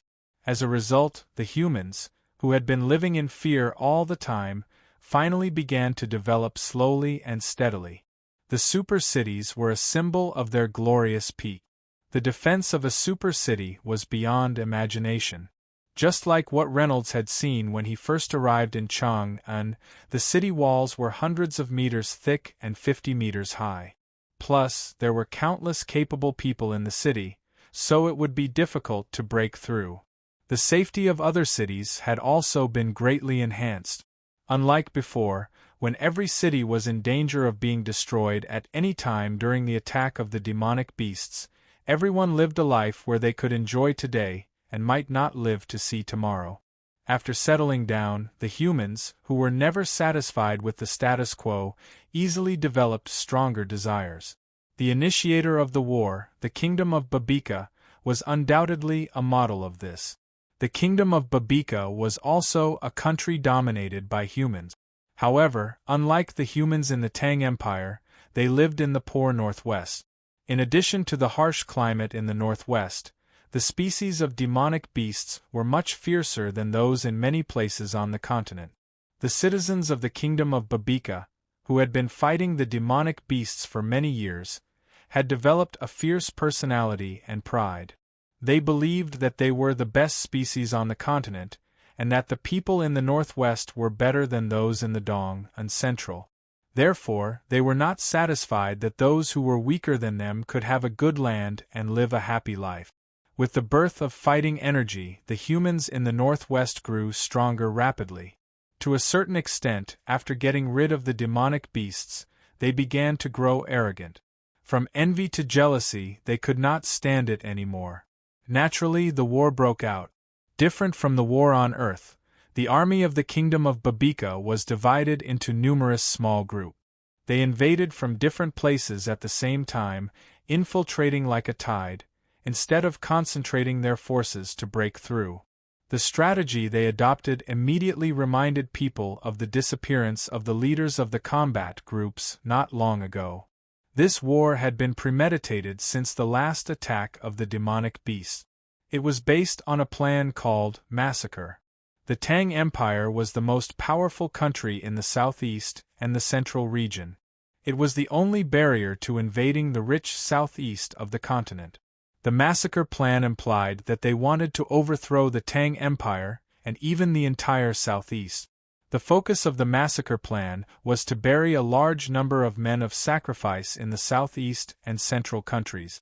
These men of sacrifice were almost all the most powerful experts in the northwest. They were at least at the supreme power realm. Their task was to assassinate as many leaders of the southeast and central countries as possible, especially those in the powerful countries. For example, the people who had met Leah a few days ago had used Townsend's name to assassinate people whom the higher-ups thought might be a threat to the country. Obviously, they knew Leah's true face, but they were killed instead. The people of the king's mainland were not idiots. They were very clear about the importance of a leader in a war. For example, a clear-headed mercenary group leader would be able to make the correct strategy in an evenly matched battle, allowing his group members to suffer no losses or reduce the losses to the minimum. If a hot-tempered fellow was in command, it was very likely that the entire army would be wiped out. Victory or defeat could be decided with a single thought. In most direct confrontations, even if they launched a surprise attack, it would not be easy to destroy the Tang Empire, which had many talents and was stronger due to its large population. The success rate was not high. Thus, the Kingdom of Babika's strategy was to eliminate the majority of De Vere's leaders and then launch a net-like assault from all directions. This way, every army would require at least one competent leader to command. The Great Tang, which had suffered grievous losses in the massacre plan, would not have enough people to use and would be forced into a very passive situation. Although there were many experts in Deville, experts were different from talented generals. A person who knew how to strategize was not so easy to cultivate. The men of sacrifice who carried out the assassination were all experts of various countries. They had enough status and never lacked money. What they lacked was the supreme honor that could be recorded in the country's history book. Therefore, they were more loyal than people who had been trained in the spirit of Bushido. They would never betray the country. Therefore, the secret of the massacre plan had never been leaked because of betrayal. Many people died in private fights on the continent every year. The relatives and friends of the victims would at most think that they had accidentally offended some expert. In addition, no one would have thought that humans would kill their own compatriot. This plan, which was not perfect, actually succeeded perfectly under various conditions unique to the continent. Even Renaud, who came from Earth and was familiar with the scheming of the country's history, was amazed by the invasion strategy of the kingdom of Babika. It was indeed bold and insidious, and targeted. The Tang Empire, which bore the brunt of the attack, immediately fell into chaos. An emergency order was hastily issued, and the mercenaries and fighters in the cities were mobilized in batches to resist the invasion. The armies of the kingdom of Babika had already destroyed the cities on the border and continued to advance to the central area. The situation of the other countries in the southeast was not optimistic either. Now they understood why the northwest countries had trained so many large-scale mercenary groups in recent years. They had thought that it was to use them to attack the cities with demonic beasts, but now they knew that it was purely to prepare for this war. As soon as the war started, the mercenary groups immediately evolved into well-disciplined troops. According to the accounts of people who had luckily escaped from some of the cities, wherever the kingdom of Babika's army went, they burned, killed, robbed, kidnapped women, and forced young and middle-aged people to become slaves. There was nothing they would not do, which shocked and terrified people. At this time, people realized that the battle between the same species was much more terrifying than the battle with the most ferocious demonic beasts. When Renaud saw this, he realized that the continent was actually not very peaceful. Or rather, the peaceful days had passed. Therefore, Renaud was already thinking about leaving with Aaron to travel the continent and find out the truth of the world. In this time of crisis, many students of the same level as Renaud had been summoned to the battlefield. Renaud had less and less contact with them, and sometimes he could not even contact them.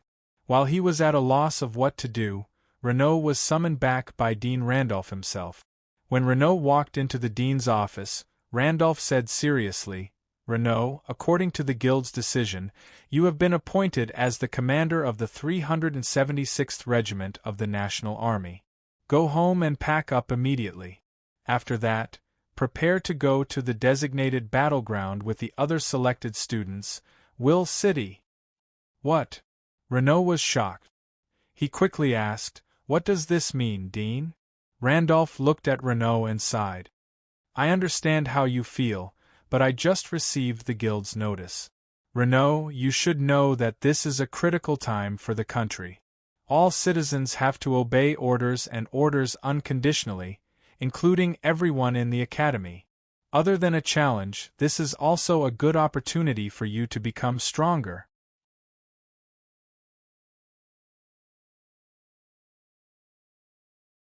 Chapter 466. Seeing that Reynolds didn't speak, Randolph continued, "Reynolds, I know you are not from Tang Empire, not even from King's Continent. You can choose to reject this request, and I will help you and Irene explain the situation to the Guild." Reynolds was at a loss after hearing Randolph's words. "Dean, After living in Chang, a city for a long time, Reynolds had gradually gotten used to the life here. He even considered this country and this city as his hometown. He had thought of leaving this place with Irene, but looking at the current situation of this country, Reynolds couldn't just stand by and do nothing. Most importantly, Reynolds's friends, Shijun, Linka, and the others, had been recruited to the battlefield. Reynolds was very worried about their safety. Thinking of this, Reynolds asked, "Dean, I want to ask, is it strange for a person like me, who has no experience in leading troops, to be the leader?" Randolph also felt that this was a bit strange. It was too childish to find a person who had no experience in group battles to be the leader of a team. Although Randolph was very confident in his disciples' strength, the battlefield was not something that could be changed by strength alone. It required a smart mind, a correct command, and a strong charisma. Reynolds was undoubtedly only suitable to be a warrior who charged into the battlefield. At most, he could be an assistant. As the one who gave orders, this burden was too heavy. "I don't know either. Anyway, this is the decision of the higher-ups of the guild. They seem to think highly of you and want to cultivate you into an outstanding talent who can make a great contribution to the country. I heard that there will be some experienced seniors who will give you guidance. Don't worry, Reynolds. By the way, you must humbly listen and respect their opinions. Don't let your emotions affect your decisions. Do you understand?" He was afraid that a young man like Reynolds was like a newborn calf that wasn't afraid of a tiger. It would be troublesome if he got impulsive, so he warned him repeatedly. Reynolds was relieved when he heard that there would be help from an old fox. He really didn't have the confidence to accept this position directly. Randolph patted him on the shoulder. "Well, go back and prepare. Then we will gather at the Academy's training ground in 3 hours. Time is running out, so we have to hurry." It wasn't as simple as running out of time. It was extremely urgent. One day was too short. 3 hours was far from enough. There were a lot of things to deal with. What should Irene do? Would she also be summoned by the Demonic Path Academy or the Special Duty Guild? If the two of them were separated, then it would be troublesome. Reynolds didn't want Irene to leave him, let alone participate in a war where she might not return. The people on the road were in a hurry, busier than ever. The farewells of their loved ones, the separation of their lovers, and the mutual care of their friends. Their faces were filled with anxiety. Whether it was their loved ones, friends, lovers, or themselves, it was a very depressing and painful thing to have to step onto the battlefield. Usually, before the magical beasts attacked the city, they could at least make sufficient preparations. But now, things had happened so suddenly, and the country was in a precarious situation. The candidates were not mentally prepared, and they did not know how strong the enemy they were going to face would be. If they left, it was very likely that they would be separated by life and death. War was really King terrifying. Everyone was helpless under its shadow. Reynolds, who lived in the peaceful era of Earth, felt it once again. He opened the door and looked around the dorm. Irene was not there. He didn't know where she went. Reynolds was burning with anxiety. 3 hours was already short enough, and there were a lot of things he hadn't instructed her to do. Just as he was as anxious as an ant on a hot pan, the door opened. Irene walked in with a sad face. Reynolds hurried over and asked, "Where did you go? I was so worried about you." Irene didn't answer Reynolds's question. She looked at him with a worried face and said, "Lindsay, what should I do? I just received a notice from the academy. I have to join the army immediately and go to the battlefield." "You too, right?" "Lindsay, I don't want to go to the battlefield." Reynolds frowned. Irene was indeed called to the battlefield. "Linger, don't worry. If you really don't want to go to the battlefield, I can explain it to Dean Randolph. I'm just worried about the safety of my friends." Aaron nodded and sighed. "Me too. A few of my friends were conscripted to the battlefield. I don't think war is a big deal on Earth, but here I am." Reynolds fell into deep thought. Going to the battlefield meant that they would have to be separated. But Reynolds seemed to have thought of something. He looked up and asked, "Linger, which regiment are you in?" Irene nodded. "Yes." Reynolds looked up to the sky and laughed. Ha ha ha, that's great. Irene stared at Reynolds with wide eyes. She didn't know why he was so happy to hear this sad news. Reynolds gave her an answer. I'm the commander of the 376th Regiment. Irene couldn't believe it. Lindsay, really? Reynolds smiled. Linger, you have to call me Commander Reynolds. Irene saw Reynolds's expression and knew he wasn't joking. Her face lit up. That's great. She put her right hand on her left shoulder and saluted. Commander Reynolds, your subordinate magician Irene is here to report. So there was only a fine line between heaven and hell. Irene was overjoyed. Being with Reynolds, even if they died on the battlefield together, she thought it was a happy thing. She was free of her fear and even joked. Reynolds pretended to be serious.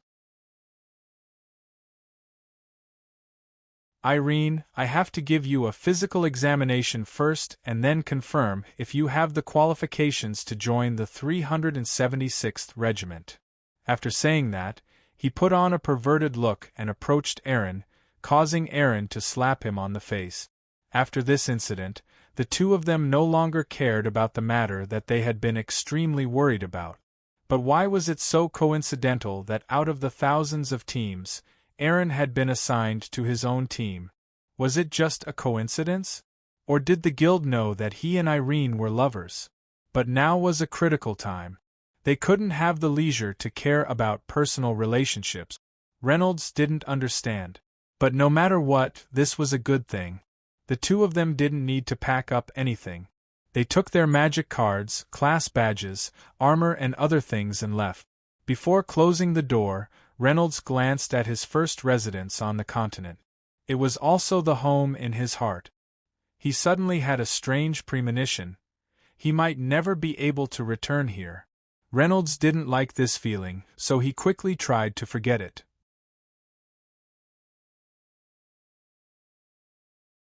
Chapter 467. When the two of them arrived at Chong An's Grand Training Ground, the place was already packed with people. All the fifth-year students from the two academies were allowed to graduate early, and most of the fourth-year students were selected as well. The first-year, second-year, and third-year students were the most outstanding ones or the ones who performed well in the tournament.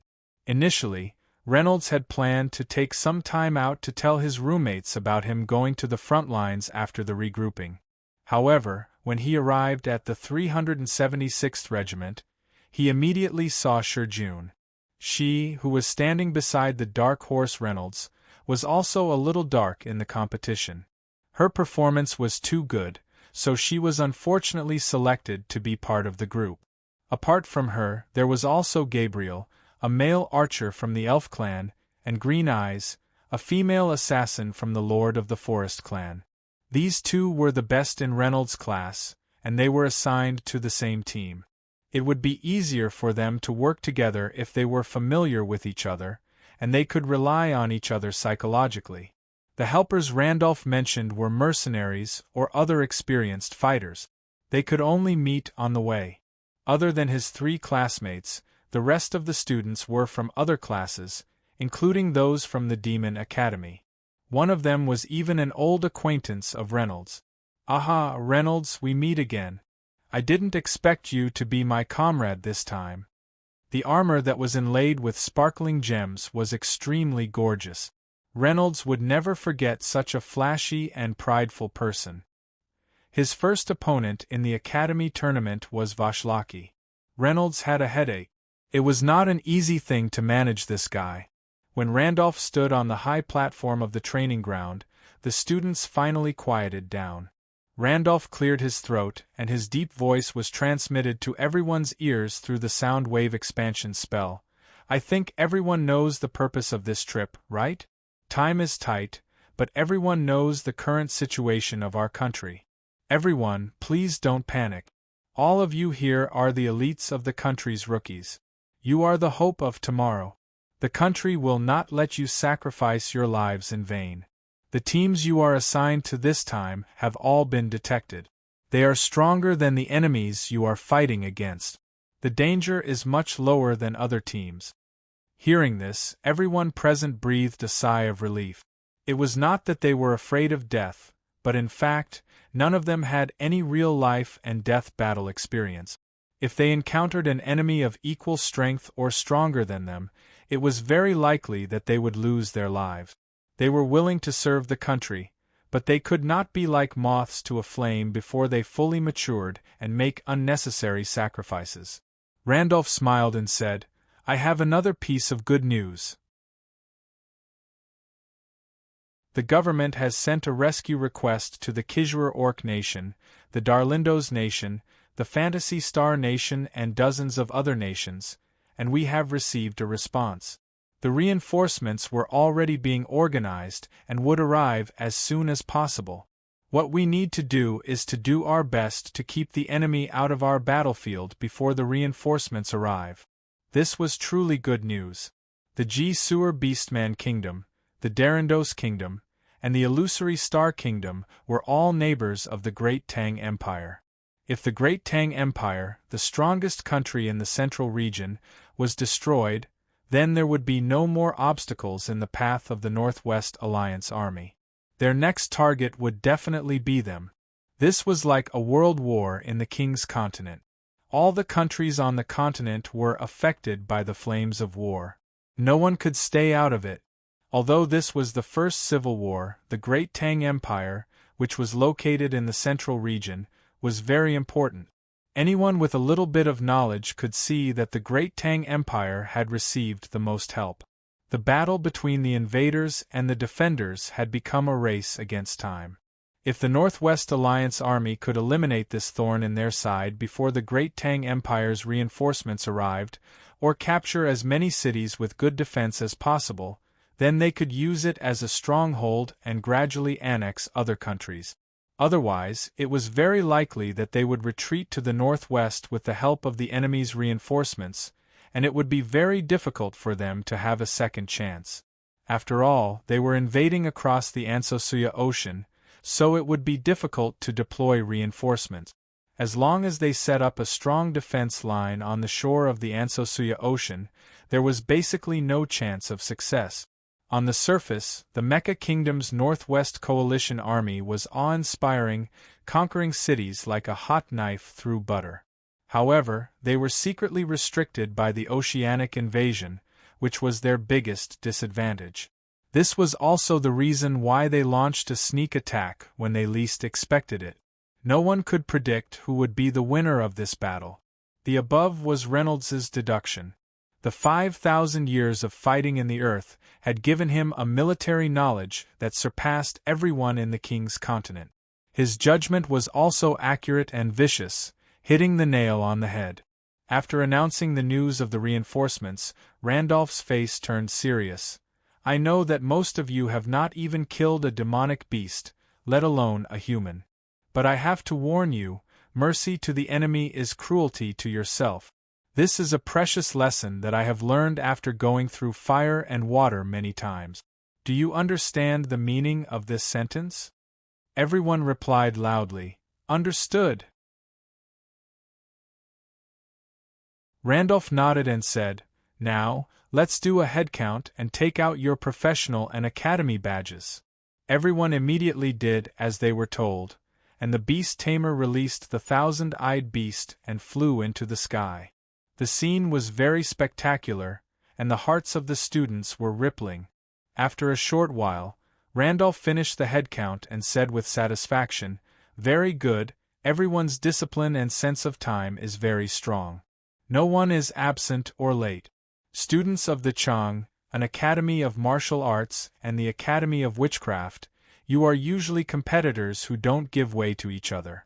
But on the battlefield, I hope that you will be close and harmonious comrades, just like me and Angela." Randolph's face was very solemn. He crossed his hands in front of his chest and made the most respectful gesture. "Warriors, it is time to depart. The god of war bless you. With the blood of the enemy, under the warm applause of the heroes, and under the glory of glory, come back triumphantly. Triumphant return. Triumphant return. Triumphant return."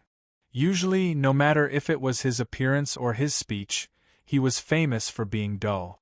At this moment, He had become the most competent orator, stirring up the hearts of this group of fearful newbies who had not yet experienced a life-and-death battle. Their morale was high, and their previous fear, hesitation, and other negative emotions had disappeared without a trace. Reynolds was also very excited. He had never thought that one day he would step on the path of defending his homeland in the most primitive and exciting way. Amidst the loud cheers.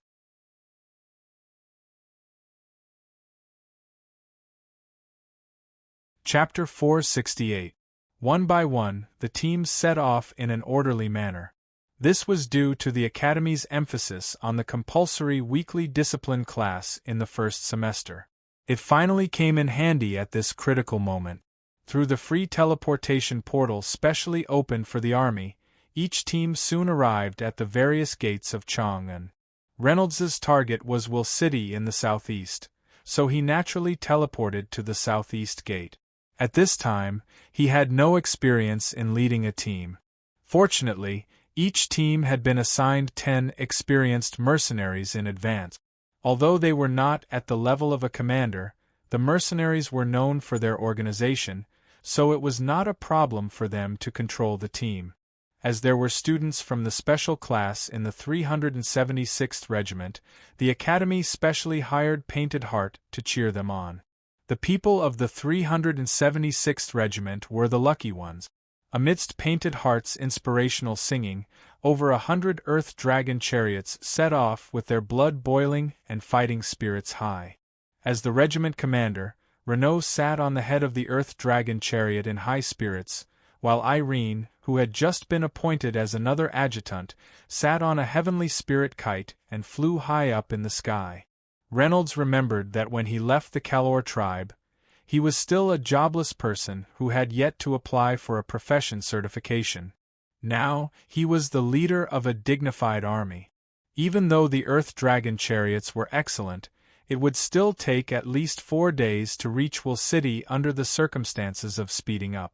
According to intelligence, the Level 3 city corridor in front of Will City was resisting with all its might, but it was almost unable to hold on, and a large number of citizens were being evacuated. It was estimated that the city would be breached soon. The enemy would be able to reach Will City in 6 to 7 days if they were fast. In other words, Reynolds only had 2 to 3 days left to prepare everything. The team still had to rest at night. This was a suggestion. No matter how tight the time was, they could not march through the night. Otherwise, it would cause psychological pressure. Although it was said that the enemy's strength was slightly inferior, many of them were rookies after all. They lacked experience, and the chances of accidents happening were higher. It was better to be safe, lest the army's morale was shaken, and the gains did not make up for the losses. Reynolds had given the order in the face of danger, and had not received any relevant training. Basically, he had to seek the opinions of the other adjutant. His humble attitude in asking questions had won the praise of the other senior members. Coupled with the fact that he was able to come up with some wonderful ideas that were beyond their imagination from time to time, those who were originally dissatisfied with him taking on the role without any experience had now reluctantly accepted this young new regiment commander. The rest of the members were mostly newcomers from Chang, an academy and other academies in Chang'an. They were all convinced of Reynolds's strength, because he was very famous in Chang'an. Especially those who had witnessed him defeating Vashlaki and Townsend, they were even more respectful and did not dare to complain. This was a world where power reigned supreme. Whoever had a harder fist would easily gain the trust and respect of others. Of course, Reynolds's additional suggestions were all based on the military knowledge on Earth. For example, he proposed a tree-like organization. It was so detailed that every 5 people could form a group, and they would supervise and take care of each other. They would also appoint a group leader.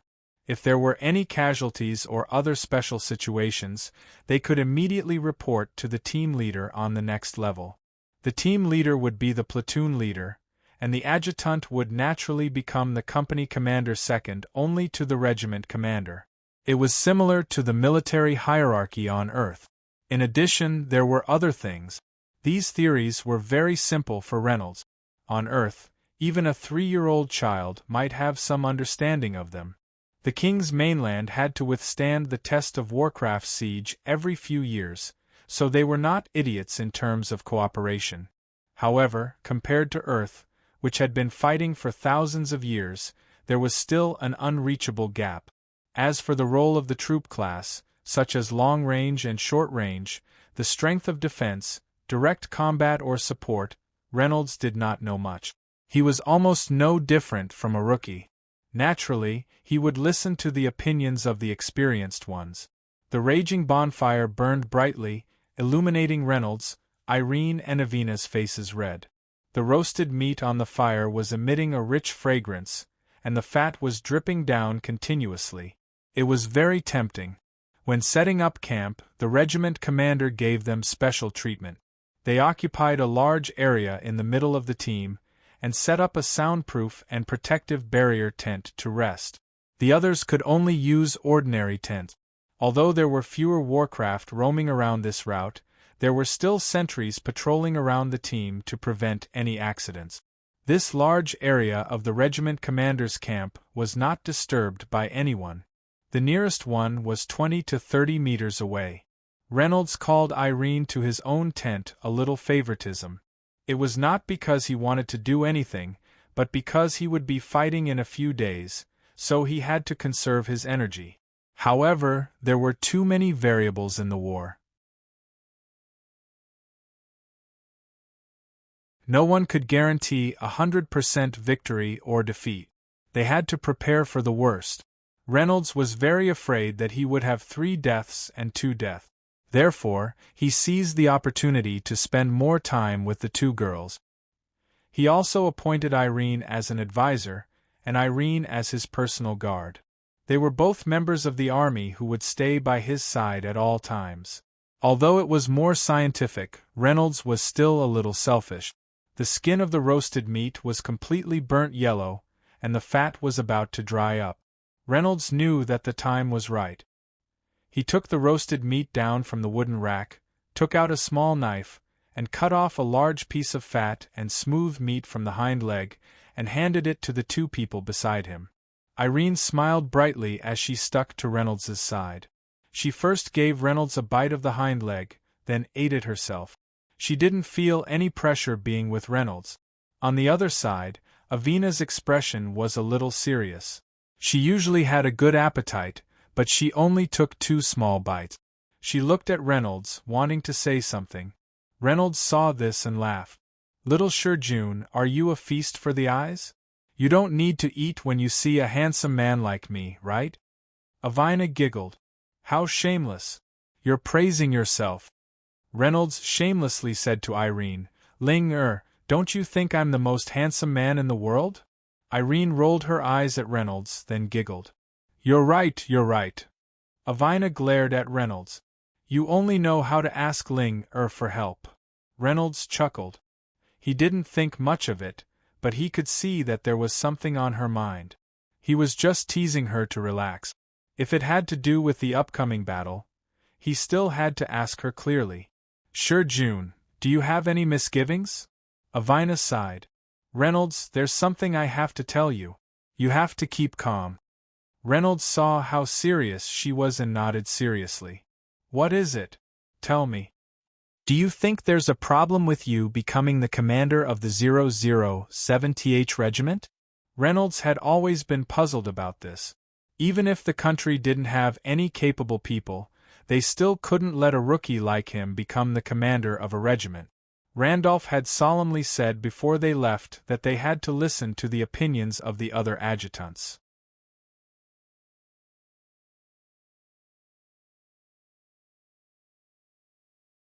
Chapter 469. But why didn't the country find a more experienced person to be the regimental commander, and let him learn as an adjutant? He shook his head and did not want to spend too much time thinking about it. The answer to this question seemed to be in his mouth. Irene also stopped eating and waited quietly. Avina slowly said, I got the news from Painted Heart that the person who promoted you to regimental commander this time is the vice president of the National Military Profession Guild, Mosoni. Reynolds frowned and said, "What's wrong with that?" Avina looked up and said to Reynolds, "Many people know that Mosoni is inextricably linked to a person, and that person is Guy's." Reynolds finally could not suppress the surprise in his heart this time. What? In this expedition, his side still had the advantage in terms of strength, and the chances of winning were also higher. It was very likely that they could successfully resist the enemy until the reinforcements from the Allied countries arrived. As the regimental commander of the 376th Regiment, it was easier to get glory than others. It could be said that it was a good job. Guy's was an old fox, and a protective one at that. Because of the destruction of his favorite son, Townsend, he must have hated Reynolds to the bone. How could he give such a good job to Reynolds? This was really too strange. It was impossible for him to play any trick. After all, it was a war. More than 20,000 people were a team of a certain scale. Guy's would not joke about it and use it to solve his personal grudges. If it was only thousands of people or hundreds of people, it would be reasonable. He was a ruthless person, not a fool. He should be able to see clearly what was important and what was not. Reynolds knew that Guy's must have some intention, but he could not guess it. He also found something strange when he paid attention to the list of regimental members. His team did not have any young heroes from famous families or related to the royal family. Even the people from small families were pitifully few. Although the overall strength of the regimental members was not bad, most of them were children of commoners. Like Vaslaki's family background, it was almost the best in the whole regiment. After telling her about this matter, Aina was even more worried. However, the two of them couldn't figure out what kind of conspiracy Guy's would be up to. In the end, they gave up and dealt with the situation as it came.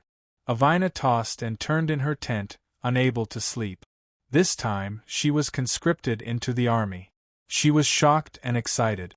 If she was in her family, her relatives would never let her, the only descendant of the family, take such a risk.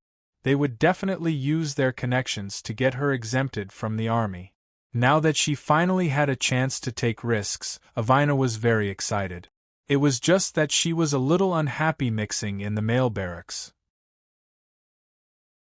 Fortunately, she was appointed as a small team leader and had her own small tent. If she mixed with the other recruits and squeezed into a large tent with a few people, as a tomboy, she would be in big trouble. The other two squad leaders, Linka and Vaslaki, were both asleep. Avina couldn't fall asleep. She didn't know what to do with her eyes open. "Shijun, are you asleep?" Just as she was thinking, Reynolds's voice came from outside the tent. When she was so bored that she wanted to count sheep, her roommate's voice was like a shot of stimulant. Avina rolled out of bed and opened the tent door with a smile. "Commander Reynolds? What's the matter?" Due to the strict discipline in the army, Avina had to address Reynolds respectfully even though she wasn't used to it. Reynolds bent over and squeezed in. "Brother, there's no one else here. Just call me Reynolds." He sniffed a few times. "Shijun, why does your tent smell so good? If you want to use perfume, it's better in the dormitory. Now that we're going to war, if your subordinates find out, they'll easily mistake us for sissies." Ai Wayna was a little helpless. She never used perfume. What Reynolds smelled was her natural body fragrance, which was only a woman's unique body fragrance. "I say, Commander Reynolds, why are you still up so late? You're not here to chat with a soldier like me, right?" Reynolds smiled. "Of course I'm here for something.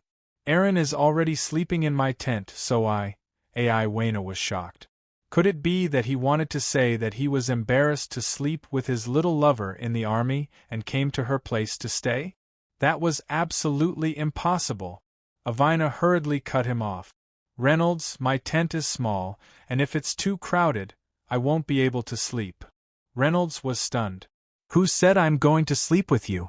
My girlfriend's over there." Who's going to sleep with a stinky man like you? I'm just going to enjoy some barbecue, haha. AI Wayna really couldn't understand the karmic connection between Erin falling asleep and her roommate asking her to eat barbecued meat. However, she would never be able to understand her roommate's inhuman thinking. Fortunately, the problem of not having to share a bed had been solved. AI Wayna was relieved and said with a smile, "Reynolds, the General Army is not allowed to bring family members. I think you are the most lascivious, harmonious, regiment commander in the entire Empire. But it's best if you use them sparingly. Don't die before you go on the battlefield." Reynolds's expression didn't change. "She's not my family member. She's the commander's personal staff officer and personal bodyguard. She has to stick close to me when she sleeps at night. Otherwise, how can she be called personal? Come, let's have a good chat." Reynolds pulled Avina's arm out of the tent without any explanation. In fact, Reynolds was feeling a little guilty. After all, it was his first time leading a large army. It was inevitable that he lacked confidence. However, he didn't want to expose it in front of Erin, so he could only look for his male friend Avina. For the next few days, the army traveled during the day and rested at night. Along the way, they encountered countless ordinary people who were being transported to the inner cities by the Earth Dragon cart. These people came from the cities that had been destroyed. Will City couldn't accommodate so many people, and it wasn't necessarily safe either. They could only evacuate to places further away from the border. However, during the war, the Earth Dragon carts were really strained. They had almost reached the limit of what they could bear. They had to be transported in batches, so it was crowded with people. However, they heard the incessant crying of women and children. It was very chaotic. The beast tamers who were maintaining order couldn't control it. The veterans were fine, but the recruits saw this and their hearts were heavy. The misfortune brought by the war was really unimaginable. Originally, as the power of the humans grew stronger, the threat of the demonic beasts attacking the city decreased. They thought that they could live a peaceful and happy life. Who knew that there would be a civil war among the humans? It was even more terrible than the demonic beasts attacking the city. The peaceful era of living together was over. The Northwest Allied Army burned, looted, and raped women. They committed all kinds of evil deed. It was really unimaginable and detestable. Only Reynolds didn't find it strange. There was originally destruction in human nature, the other side of destruction.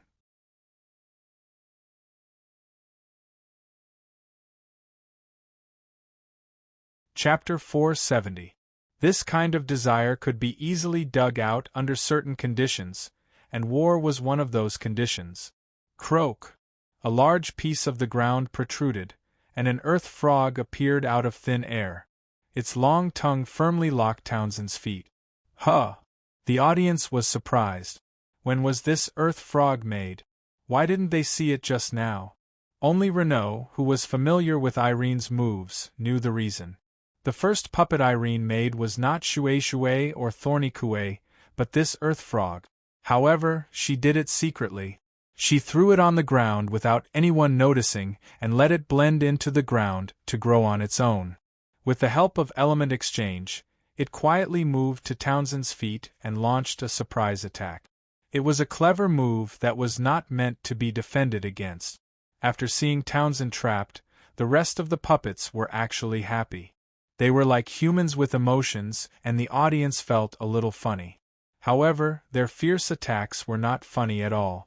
Seeing Townsend's movements being locked, everyone was worried. Could it be that the most promising candidate for the champion was defeated in the first round of attacks? Irene's magic attack was about to land on Townsend. At this time, Townsend's whole body was covered in black gas, and only a cocoon-like thing could be seen. Irene's magic attack and the 6 puppets almost hit the cocoon at the same time. The gas seemed to have no defensive power, but no matter whether it was the magic attack, the sharp claws of the water hawk, the fireball of the fire spider, the huge hammer of the golden armored giant, or the electric shock of the thunder spirit, they all disappeared silently after entering the cocoon, like stones sinking into the sea.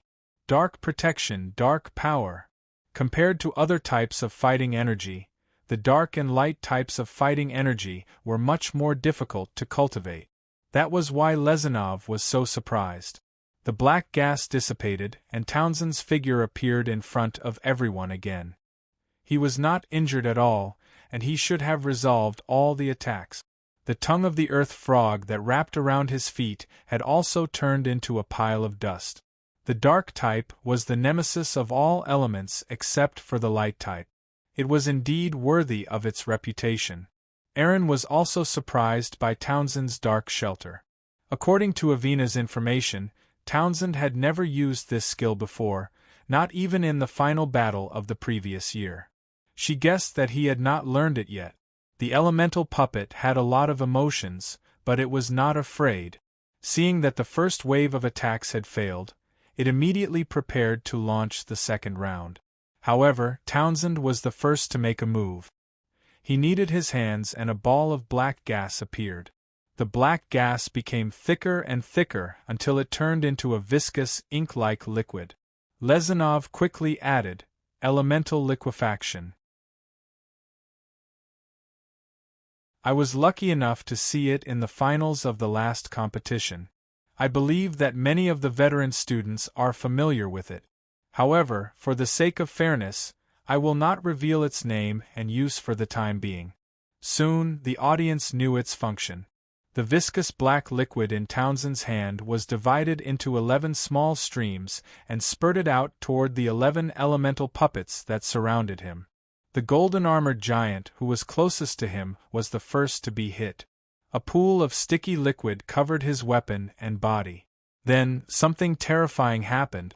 The hard metal armor and giant hammer, as if they had come into contact with sulfur, rapidly emitted thick smoke. Then, they corroded and melted. Not long after, the entire mighty golden-armored giant was riddled with holes by the sticky liquid. There was not a single piece of skin left unscathed. The other elemental puppets that were hit by the sticky liquid, such as earth frogs, fire spiders, wood pythons, spiderlings and electric sprites, suffered the same fate. Only the shrike eagle reacted quickly and dodged the sticky liquid. However, one of the shrike eagles was unlucky enough to have its wings stained by the sticky liquid. No matter how hard it flapped its wings, it could not fly away and fell to the ground with a cry. Did everyone see its function? It corrodes any elemental or elemental object other than the light elemental. The terrifying dark corrosion, Lesanov explained to the audience. The function of this move was obvious to everyone. Even if he revealed it, it would not affect the fairness of the competition. Avina and Renault were very nervous. Townsend's move was too overbearing and vicious. In one move, he had destroyed 7 or 8 elemental puppets that Irene had painstakingly created. This competition was too difficult. The chances of winning were not optimistic. Irene's expression changed, but she quickly recovered. She calmly released a group of wind bees. These miniature elemental puppets were small and agile. Even the dark corrosion could not hit them easily. Moreover, it required less spiritual power. In the previous battles, Irene had already cultivated a good psychological quality. More importantly, she desperately wanted to prove to Lin Tian that she was already a strong person. She did not disappoint Renault, who entrusted her to Jiao Chan. Townsend wanted to take the opportunity to attack, but his foot tripped and he almost fell. When he fixed his gaze, it was the earth frog that had merged with the ground of the venue. This was the second time he had been ambushed by the elusive earth frog. Townsend could not understand. Normally, elemental puppets would collapse after being damaged to a certain extent. The earth frog was the closest to him. It should have been the most severely damaged by the dark corrosion. However, it was completely fine and was full of energy. What was going on? Townsend was shocked to find that not only the earth frog, but the other elemental puppets that were damaged by the dark corrosion were also rapidly recovering. The most shocking thing was that the fire spider, which had lost 3 legs, had regrown its limbs and surrounded Townsend again. Lesanov shouted, "I know, this is the advanced water magic, the strength of the water god. It can heal and restore all damage and corrosion. I did not expect Irene to be able to use advanced magic when she was reborn. Oh my god, this is too powerful." Lesanov continued to analyze the situation. "I think Townsend is in big trouble now. If he does not concentrate on killing one or a few of the elemental puppets, they will be able to regenerate indefinitely. They will continue to fight until the enemy is exhausted. However, if he only deals with one or a few of the elemental puppets, how will he deal with the other elemental puppets?" Just as he said, Townsend's situation was getting worse. What was worse was that Irene was still releasing the elemental puppets one by one. They surrounded Townsend from inside out.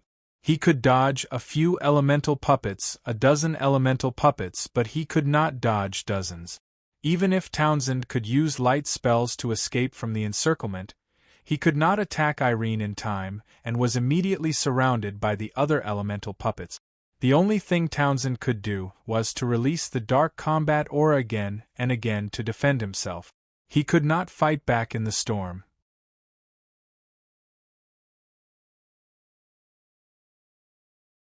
Chapter 471. The coalition army that was fighting across the sea was facing the crisis of insufficient food supply. Therefore, when they learned that the Tang army was about to arrive, they immediately focused their forces on capturing cities that could provide abundant supplies as a foothold. Will City was famous for its richness and abundance of food, so it naturally became an important target for the coalition army. In addition, the terrain was difficult to attack, making it the best stronghold. They had to take it even if they had to pay a high price.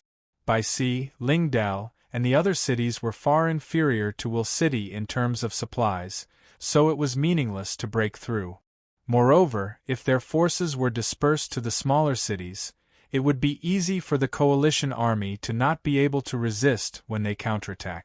It was better to concentrate their forces to occupy a self-sufficient and easy-to-defend place, and that was Will City. Vicious, Reynolds sighed. It was said that Guise was a merchant, a cunning old fox, and had seen through things thoroughly. It was not that he did not know the importance of Will City to the coalition army, nor did he deliberately send insufficient manpower to defend it. If it was between the Empire's cause and personal grievances, he would choose the latter no matter what. However, the forces that could be mobilized at that time were indeed tight, as could be seen from the degree of disarray in this army.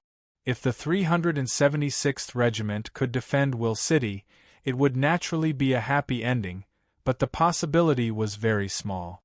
Even if they could not defend it, using the advantageous terrain of Will City, it would not be a problem to make the enemy suffer a certain degree of casualties.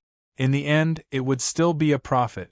However, the troops that were sent to defend Will City would be used as cannon fodder.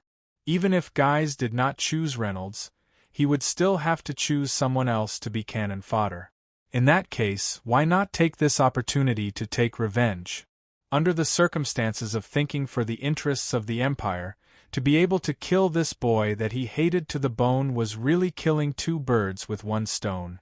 The plan could be said to be perfect, worthy of being an ambitious and ruthless figure of the Empire. It was no wonder that the Empire kept transferring the citizens of Will City even though the situation was good. It turned out that they had already planned for the worst. Reynolds sighed. Compared to this wily old fox, he was still too inexperienced. However, even if he knew that he was cannon fodder, Guise had no choice but to ask him to be the one. He did not say it clearly just to avoid confusion. If everyone in the army knew that he was going to die, they would lose half of the battle before even fighting. From another perspective, Guise was still very considerate of the great Tang Empire. Of course, the method he used was more invisible and deadly. It was impossible for Reynolds to give up on Will City and escape. Yu and the other deputy generals would definitely not be willing. They were all loyal to the Empire and would definitely support the defense. Even if the chances of survival were not great, even if they could escape, guys would use the crime of desertion to kill them. Will City was an important city, and there were still a large number of citizens who had not been transferred. Reynolds could not follow by C's example and give up in advance. However, the current situation was not optimistic at all. What should he do? Yu was a little worried when she saw Reynolds at a loss. She knew very well what this news meant, but she couldn't conceal it. Otherwise, the consequences would be even more severe. Thud, thud, thud. The sound of magic steeds approached from afar. Reynolds and the other two looked towards the source of the sound, only to see a large group of warriors of other professions flying towards Lan Ling Highland in an orderly manner under the protection of the spear-wielding knights with tyrannical defense. Among them were quite a number of their war pets. Of course, the enemy would not arrive so quickly, and Reynolds was pleasantly surprised to see a burly man in front of the group. It was Vashlaki. Soon, Reynolds discovered the other members. Arnold, who was known as the Violent Warrior, Bruce, the Charm Master, Segus, the Knight, and a shy priestess, Karen, who he had never seen before. They were all in the team. As the leaders of the various troop classes, they were very conspicuous and could be easily seen. These people were all friends of Reynolds and Yu from Chang, an academy, who were on good terms with them. The thousands of newly arrived defenders of Baiao were naturally under the management of the 376th Regiment. After they were divided, the people below the platoon leader immediately organized them, while Reynolds had an emergency meeting with Vashlaki and other important people. "Brother, it's great to see you." Instead of his usual conspicuous expression, Vashlaki was calm and composed. It was as if he wouldn't frown even if the sky were to fall. "Shijun, hurry up and tell me what happened," he said flatly. Yu immediately told him about the alliance of the Northwest Army to attack Will City. As soon as her words came out, it was like a stone that stirred up 1,000 ripples, and the crowd was in an uproar. The alliance changed too quickly, and they had not received any news yet. The joy of meeting with the 376th Regiment had turned into worry. The ratio of people was more than 1 to 6, and the enemy also had knights, mages, archers, and a large number of other forces that were good at attacking the city quickly. The chances of winning were too small, and it would be difficult to hold on until the reinforcements from the Empire arrived. Even Vashlaki, who was always calm in the face of anything, frowned. It was clear that the situation was serious. Therefore, everyone began to discuss and rack their brains to come up with various tactics, but in the face of the huge difference in strength, they all seemed so powerless. At most, they could only delay the fall of the enemy slightly, and it was only a matter of time before the whole army was wiped out. However, knowing the strategic position of Will City, no one proposed to retreat, and they could not bear to abandon so many ordinary citizens who had not been transferred and had no combat ability. Ahem, ahem. Reynolds, who had been silent all this time, coughed dryly. Everyone knew that he was a rookie who had graduated from the academy in his first year. Even if he was good at martial arts, he was still too weak in terms of leadership and decision-making. In a large-scale war, one could not rely on one's strength to win, so they did not understand why the Empire would appoint a rookie as the regiment commander, and they had always ignored this person with the highest authority. At this moment, the Invisible Man suddenly spoke. Everyone was puzzled, and their gazes all turned to him. Reynolds cleared his throat and said, "Everyone, it's not that I want to boost the morale of others and belittle our own, but it is undoubtedly a very stupid thing to go head-on against an enemy 6 to 7 times stronger than us. I think we can avoid the brunt of their attack and change our target elsewhere?" Everyone was puzzled. Change our target? Reynolds's lips curled into an imperceptible smile. "That's right, change it to something of theirs." He said word by word, "Food." Everyone was puzzled, and Vashlaki, who had been listening to the heated discussion, suddenly had a strange look in his eyes. Food. Everyone was still puzzled.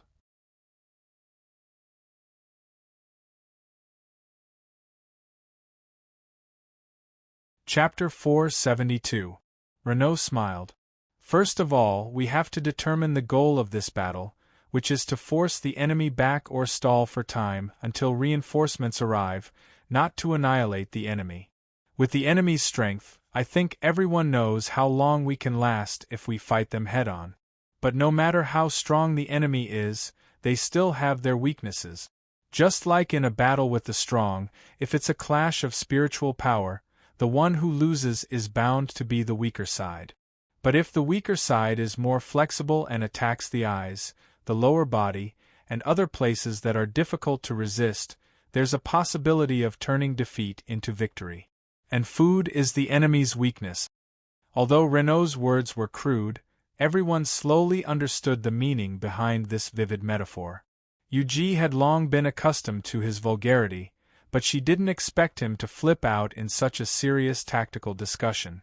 Seeing that the shy Karen couldn't bear it and lowered her head, Yuji glared at him fiercely. Reynolds didn't seem to care at all. The slow growth of food crops, right? I'm sure everyone here isn't unfamiliar with this. If we don't directly clash with them, but instead eliminate the enemy's food supply, what will happen to them when they come across the ocean and don't have enough supplies? Haha. Everyone understood. If that was the case, they wouldn't have to fight this battle. Due to the First Internal War, no one had thought of such a strange trick.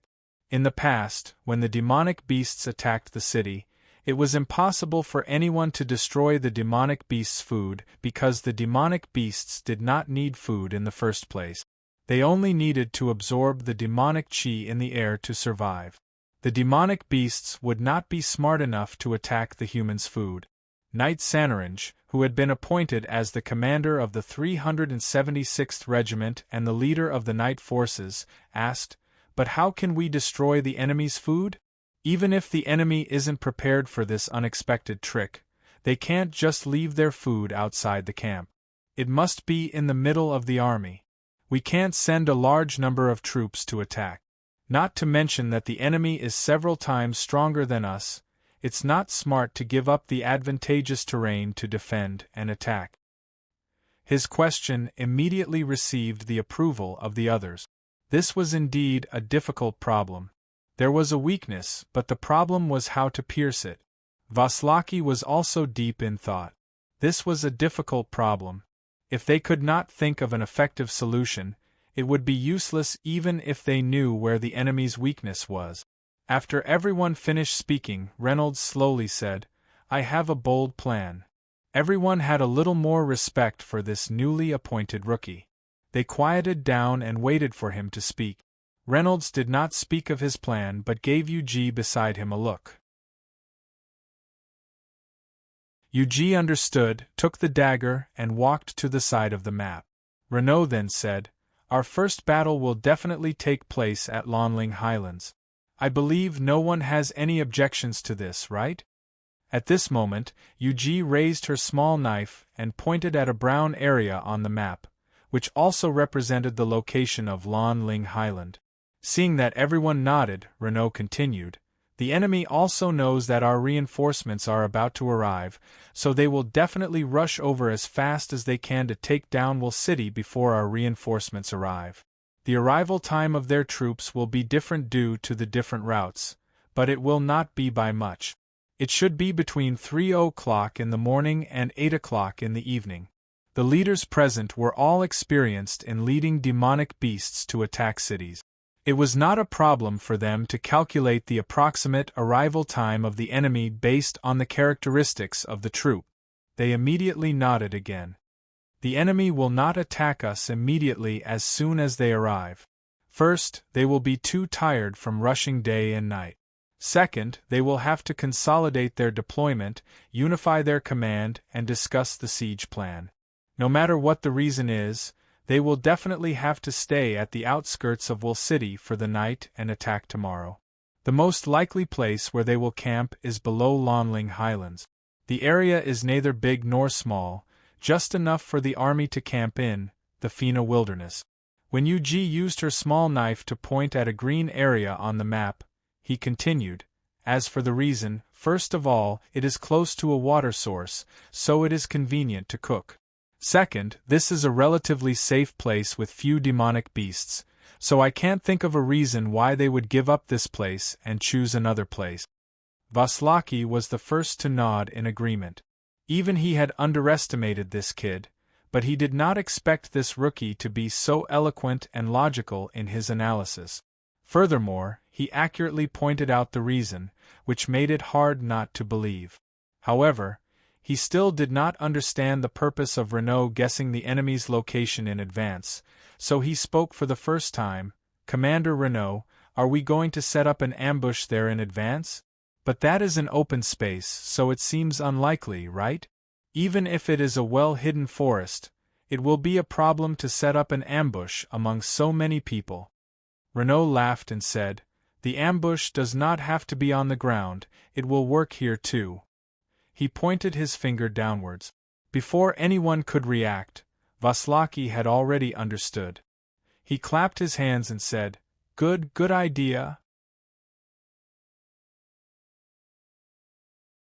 He explained on behalf of Renaud, "We can find a group of subterranean dwellers with good earth element abilities who can dig and repair holes in the central area of Lonling Highlands, near the water source, and let some of the fire element warriors, archers, assassins, curse masters and other professions lie in ambush.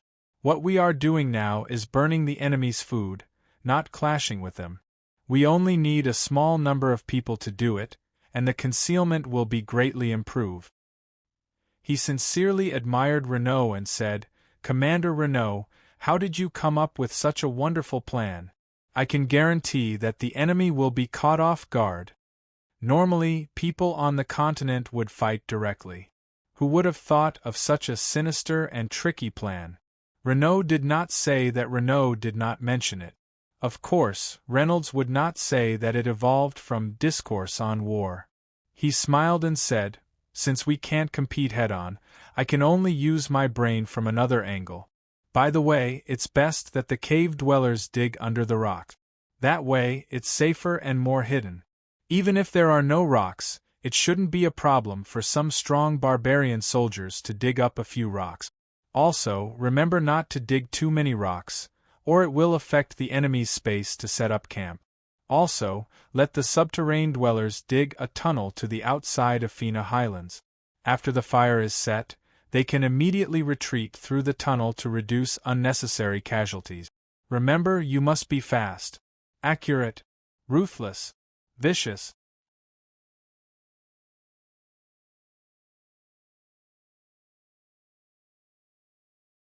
Chapter 473. Everyone was in awe of Reynolds' ability to see the bigger picture and think about the bigger picture in detail.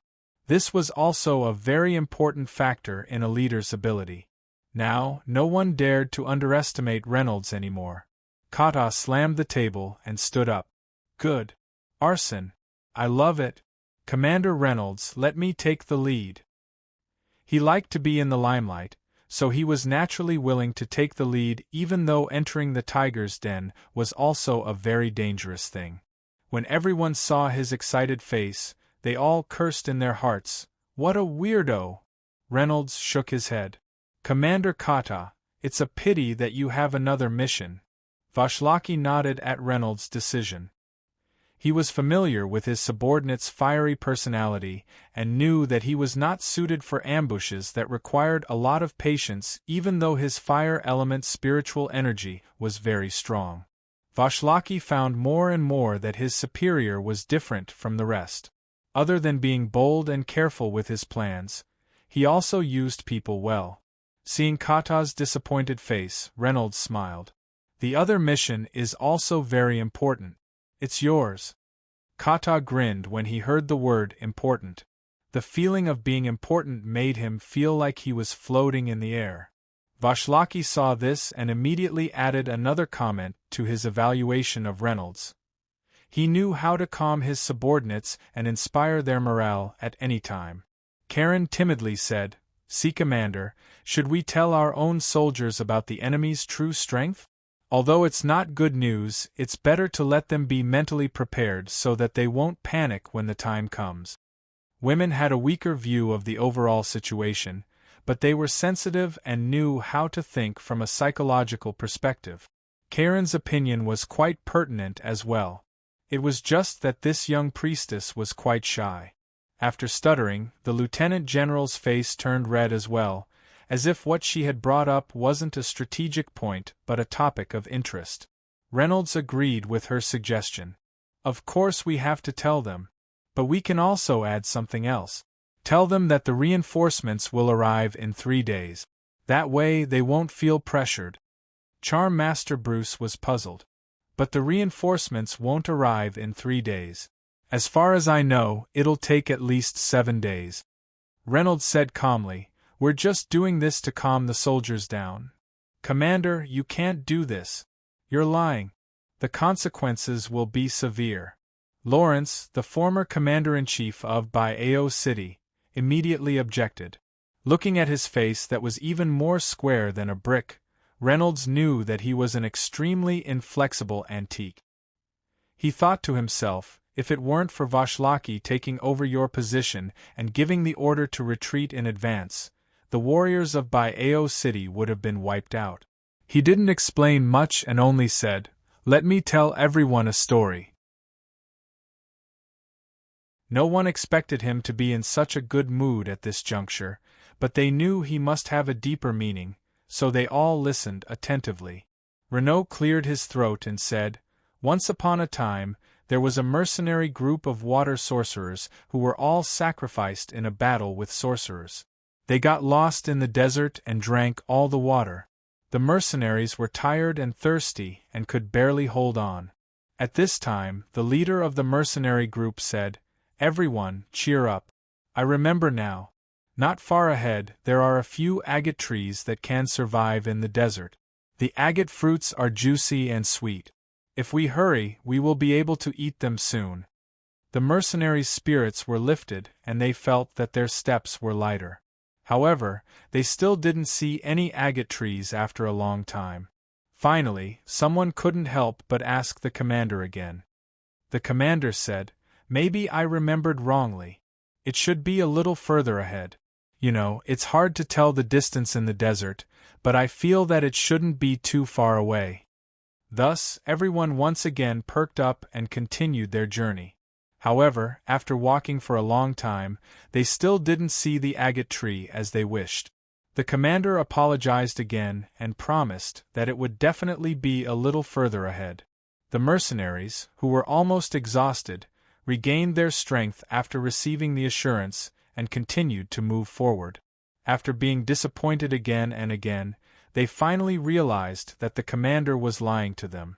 However, at this time, they accidentally found an oasis that was even more exciting than the agate trees. Reynolds smiled at the captivated crowd and said, "White lies are sometimes necessary." Vashlaki was the first to agree. "I agree. Military law is dead. The best decision is the one that suits the situation the most." Seeing that Vashlaki had no objections, brick-faced Lawrence kept quiet. If it weren't for Vashlaki's timely assistance and command of the situation, the precarious Bao City would have been conquered long ago. Kata laughed happily. "Haha, if their food is burned, they'll have to go back. What's the point of worrying so much?" Reynolds waved his hand and said, "No, I think it'll be difficult for us to burn all of the enemy's food. No matter if they have spare food or if they can save some when it's burned, we don't have enough people to ambush them. It's very likely that there will be some food left that will be enough for them to use for a few days.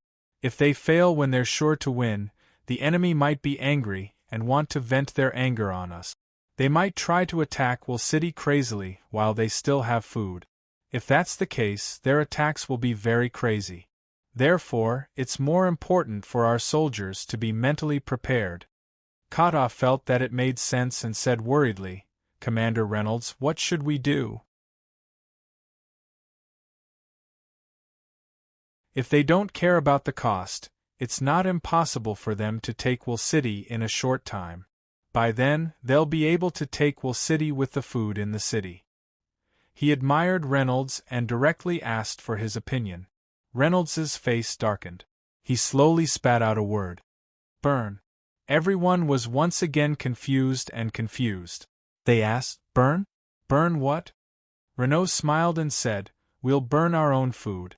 If we can't hold on any longer, we'll burn all the food in the city. Even if the enemy can take over Will City, it will be an empty city without any supplies. When the reinforcements of our empire arrive, they will have to obediently bow their hands and let us have our way, like a tortoise retracting its head. Wrong, it should be that they'll have to go back before the Empire's army arrives.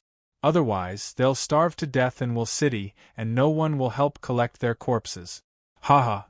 Reynolds's terrifying laughter echoed in the room, causing everyone to feel a chill in their hearts.